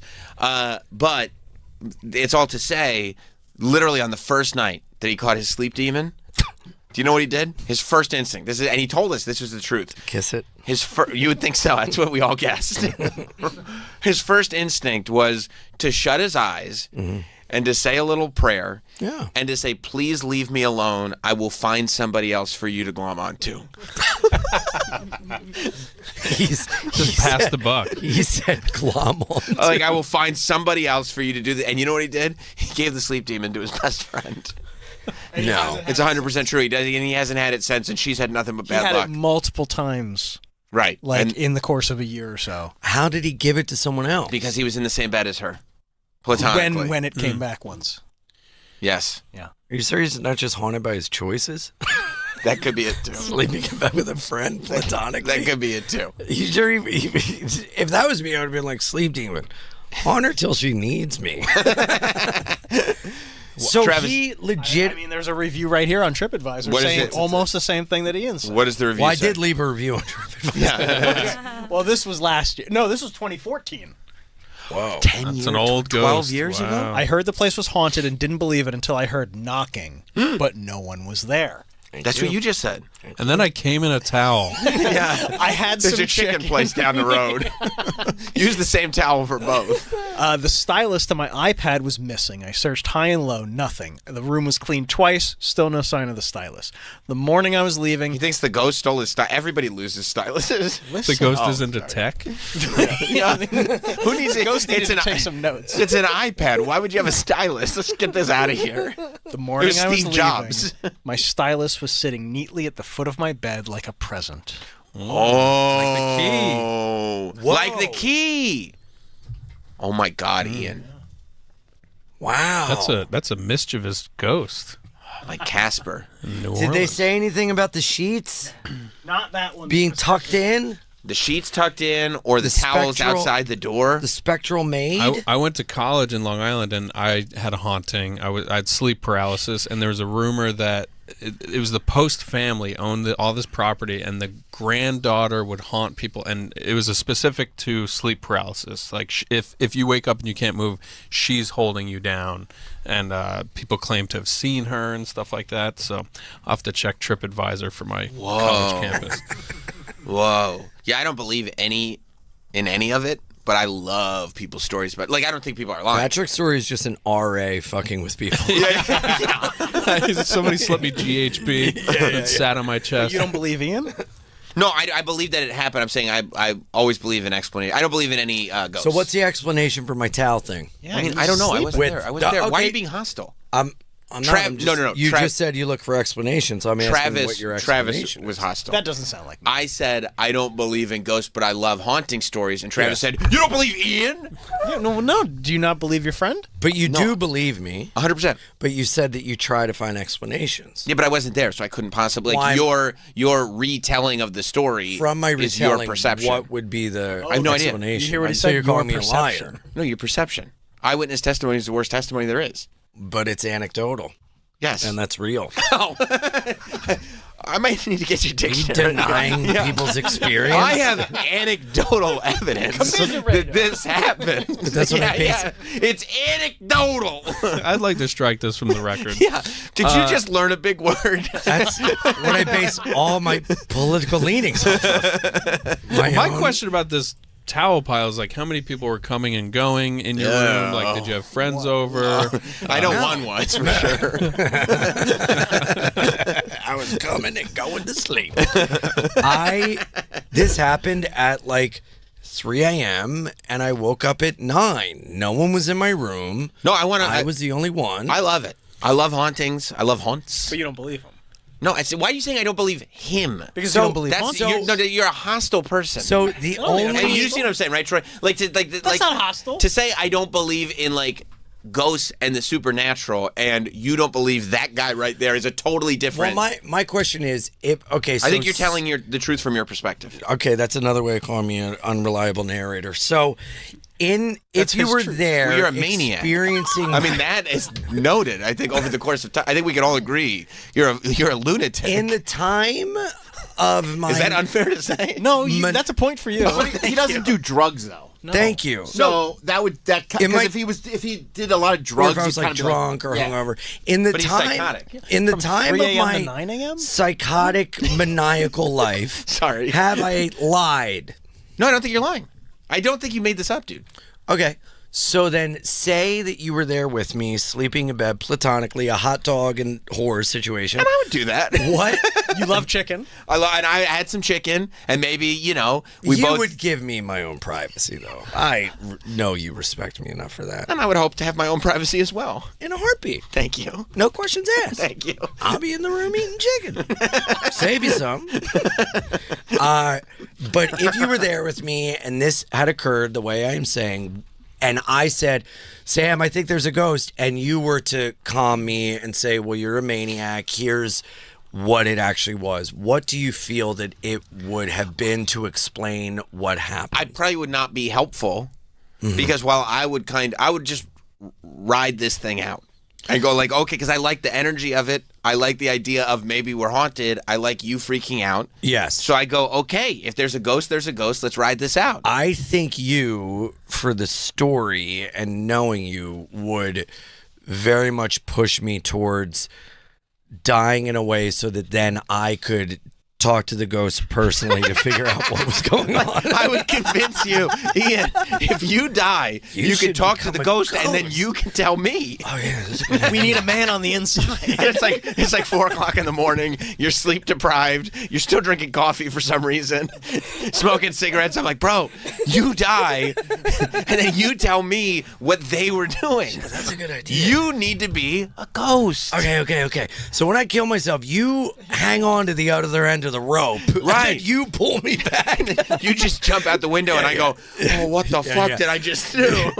Yeah. I don't know. I was jerking off in the bathtub. He jumped out the window. Yeah. No, I love jumping out of the window with cum on my belly and chicken in my mouth. I'll see you on the other side.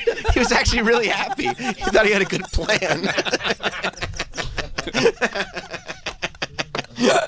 And just before you hit the pavement, wait a minute. Oh, shit. No, I love that. I believe it. I think it's fun. It's super fun. It's the best. I've never had, dude, oh my God. There's a bed and breakfast I would go to up in Cold Springs, New York. And it was called the Pig Hill Inn. It's really great. If you're listening, go up there, support those guys. It's a great little town, bed and breakfast. So I go there, and I'm with my ex chick at the time. This is like years ago, like 5, 6, 7 years ago, whatever. And we're in bed, and we hear kind of like, and I'm like, oh my god, this place is haunted. Look it up online. And so I look up. By the way, I love that that's your go-to. Whenever there's a haunt, look this shit up. Yeah. The online could never be wrong. Because I would never even consider that, but the fact that it's your first instinct, I think it's really smart too. But you know what's funny? I don't use ChatGPT. and I've never used AI. So when people are like, ask ChatGPT, I'm like, no. I'm going to bug a human or look online. Yeah, that is pretty, you're like, I would never use ChatGPT. Google it, get the AI overview. So, dude, I Google, I go, is the Pig Hill Inn haunted? And you know how, like, a couple sentences will pop up and you got to, like, click more to see, and it goes, the one review, I think it was TripAdvisor was like 0 stars, Pig Hill Inn, and the line was like, beware of room 2B. And I'm like, oh my God, it's haunted. So for the rest of the day, we're like, dude, you found it? From 2007, Beware the Tranquility Room? Yes. Yes, the Tranquility Room. That's what it is. But here's the thing. Here's the thing. I only read Beware the Tranquility Room, and I go, oh my God, it's haunted. This is crazy. We got to stay away. We're across the hall. And then on the way home, I read further, and it goes, Beware the Tranquility Room. The air conditioner is broken. Can I read you the review? Yeah. It's so funny. That is so funny. Yep. It says, beware the Tranquility Room. And you're going, oh my God. Shh, let everybody listen. This is time for a ghost story. Shh. Ghost story. My boyfriend and I were stunned when we stepped into our much-anticipated Tranquility Suite. Was this the innkeeper's idea of an ironic prank? To play on a couple willing to splurge on their most expensive room? The website's misleading photos and content conceal the size of the room. It is so small that the bed occupies 90% of it. To the degree that we kept tripping on the edge of the wood-burning stove in an attempt to walk around the bed or open the armoire.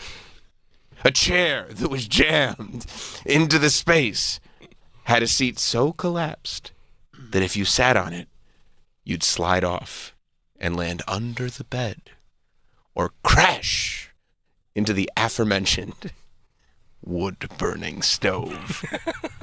Okay, I'm exaggerating. But only a bit. In fairness to the inn. In fairness to the inn, the other rooms we saw, with the queen-size beds and smaller bathrooms, were lovely. Ooh, 1 star. If they hadn't crammed a king-size bed into our room, it would have been a much better experience. And lastly, while there wasn't visible dirt in our room, it didn't look or feel clean. This wasn't helped by an astonishing lack of housekeeping service. No beds were made. No clean towels were provided during our 2-night stay. It felt like an amateur operation. And in contrast to our experiences at inns that are gracious, well-run, and hospitable. So there you go. That's the haunted story. Wow, that was that's the haunted story. And listen, Save that for Halloween. That is how you put a child to bed at night. That's That right. is good Yeah. story time right there. Yeah. Wow. I love that you just read the headline and you're like, it is haunted. Who in their right mind writes that review and then the subject from that is Beware the Tranquility Room? What are you talking about? And then they using the term innkeeper has like a haunted to it. Like some guy showing up with a lantern, you know? Your key is in the trunk of the forward-thinking tree. But first, you must answer these questions 3. Yeah. What train line did you take to get here? Metro North? Yeah, it was the Metro North. Oh, yes, that is correct. Your key is here. Yeah, that's. So as it turns out, that one was not haunted. Yeah.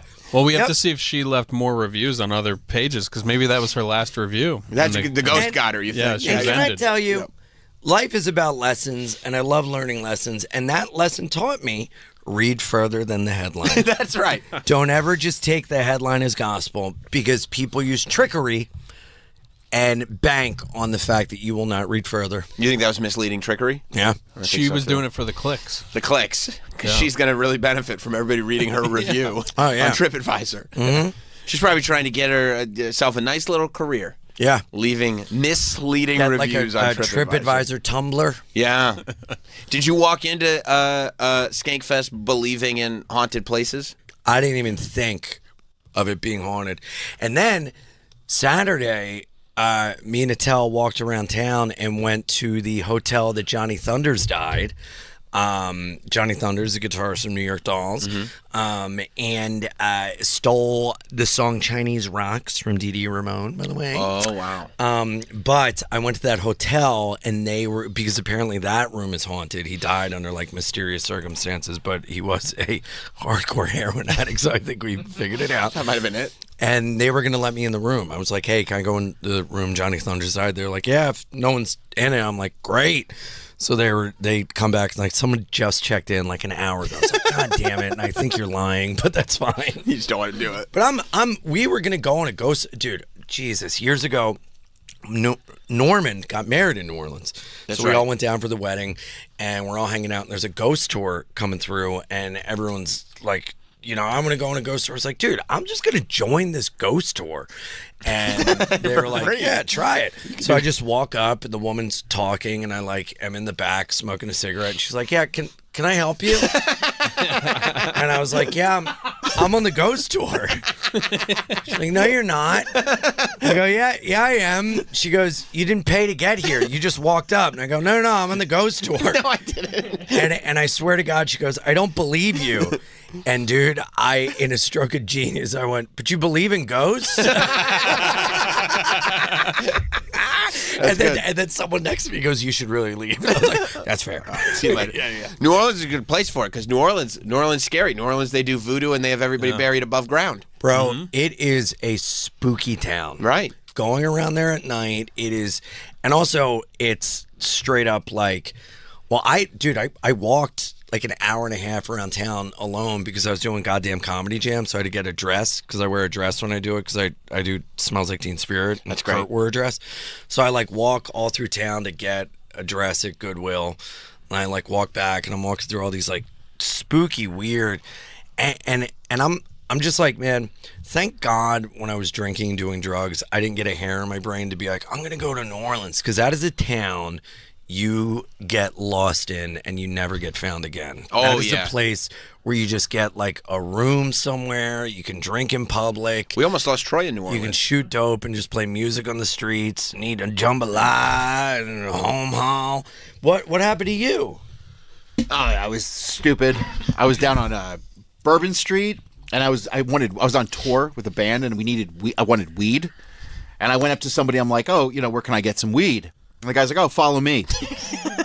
So I'm walking off Bourbon Street, and he's talking. He's like, hey, what's your name? Where you from? Okay, cool. Yeah, blah, blah, blah. And we're walking. It's late. It's like, midnight, 1 o'clock in the morning. And then I'm like, hey man, where are we going? He's like, oh, it's right up here. He walked me into the ghetto. Mm-hmm. Scary. And he goes, bro, I'm like 20, maybe 19 at this, 19, 20. And he's like, hey, let me see your cell phone. I'm going to call my guy. Give me the money. And I was like, I know. I'm stupid. And what'd you say? I was like, well, I came this far. I was like, I want the weed. Let's hope for the best. So I gave him my phone, gave him the money. He's like, all right, I'll be right back. And I just sat on a porch, and I'm like, this guy ain't coming back. And I waited. I was like, you know what? I'm gonna have to just count my losses, and I just start running as fast as I can in the direction I feel like we came. I just started running. I was running. And then my God. Yeah, it was finally, scary. Finally, he stopped. You know why? I didn't feel like running no more. That's so. But I mean, that like when you're. That's a scary thing when you're like. Actual sense kicks in. Like the fact that you're like, you went on that whole journey. Now you don't have your phone. Right. You don't have your money. You're sitting on this stoop. And it's like there one moment clicks where you're like, I need to go right. This was, I should have This was a bad gone. idea. I should have gone a long time ago. Yeah. I need to go right now. And that's why you start just running. Yeah. But that's, everybody tells you they're like, do not go down alleys with people. If someone tells you they have something or they can give you a shortcut, do not do that. There's also these pickpockets that go, hey, I can tell you where you got your shoes. You're like, oh, okay. And then they look at them and they go down and touch them and everything and get a feel for them. And while that's happening, a guy bumps into you and steals your wallet. That's badass. And then they go, you know where you got your shoes?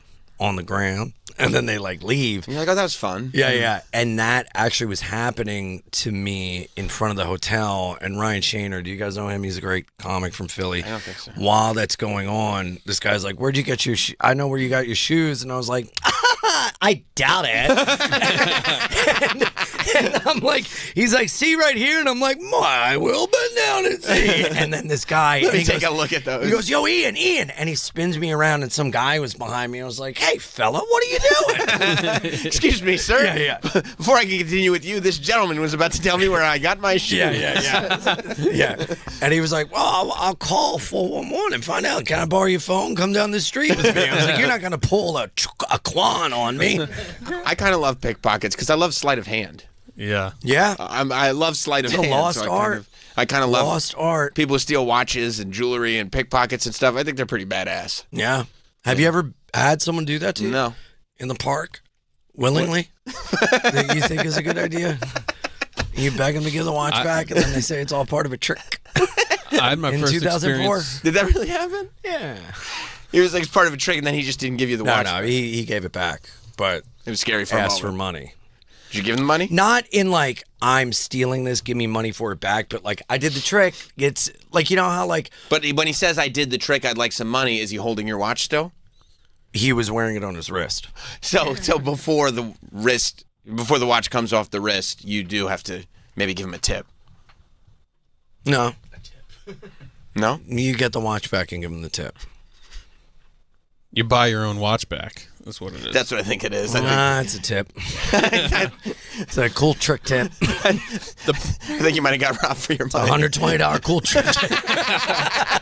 The problem now is with technology, you can get yourself into trouble. Like I got a phone stolen at the playground I was at the playground with my kid. I leave my phone unattended under a pile of like swim stuff. I'm like, nobody's gonna take my phone. Some kids must have been watching. They took my phone, and then I can see for days. I can see where my phone is, which project building it's in Bed-Stuy. And I'm like, I'm going there, and I'm gonna start knocking on doors, and that's when it's a problem. Did you? No, because my wife is much smarter. And It's much bad more. when that thought occurs to you because it's like, that's actually the worst idea. Exactly. That's terrible Dude, idea. I thought I lost my phone at a strip club in San Jose, and I had just gotten the stripper's number, and I'm like, and we're like texting already, and I'm like, she's the one. and I go outside to leave, and I'm like, oh shit, my phone. And there were all these guys that were like shady that like left around the same time.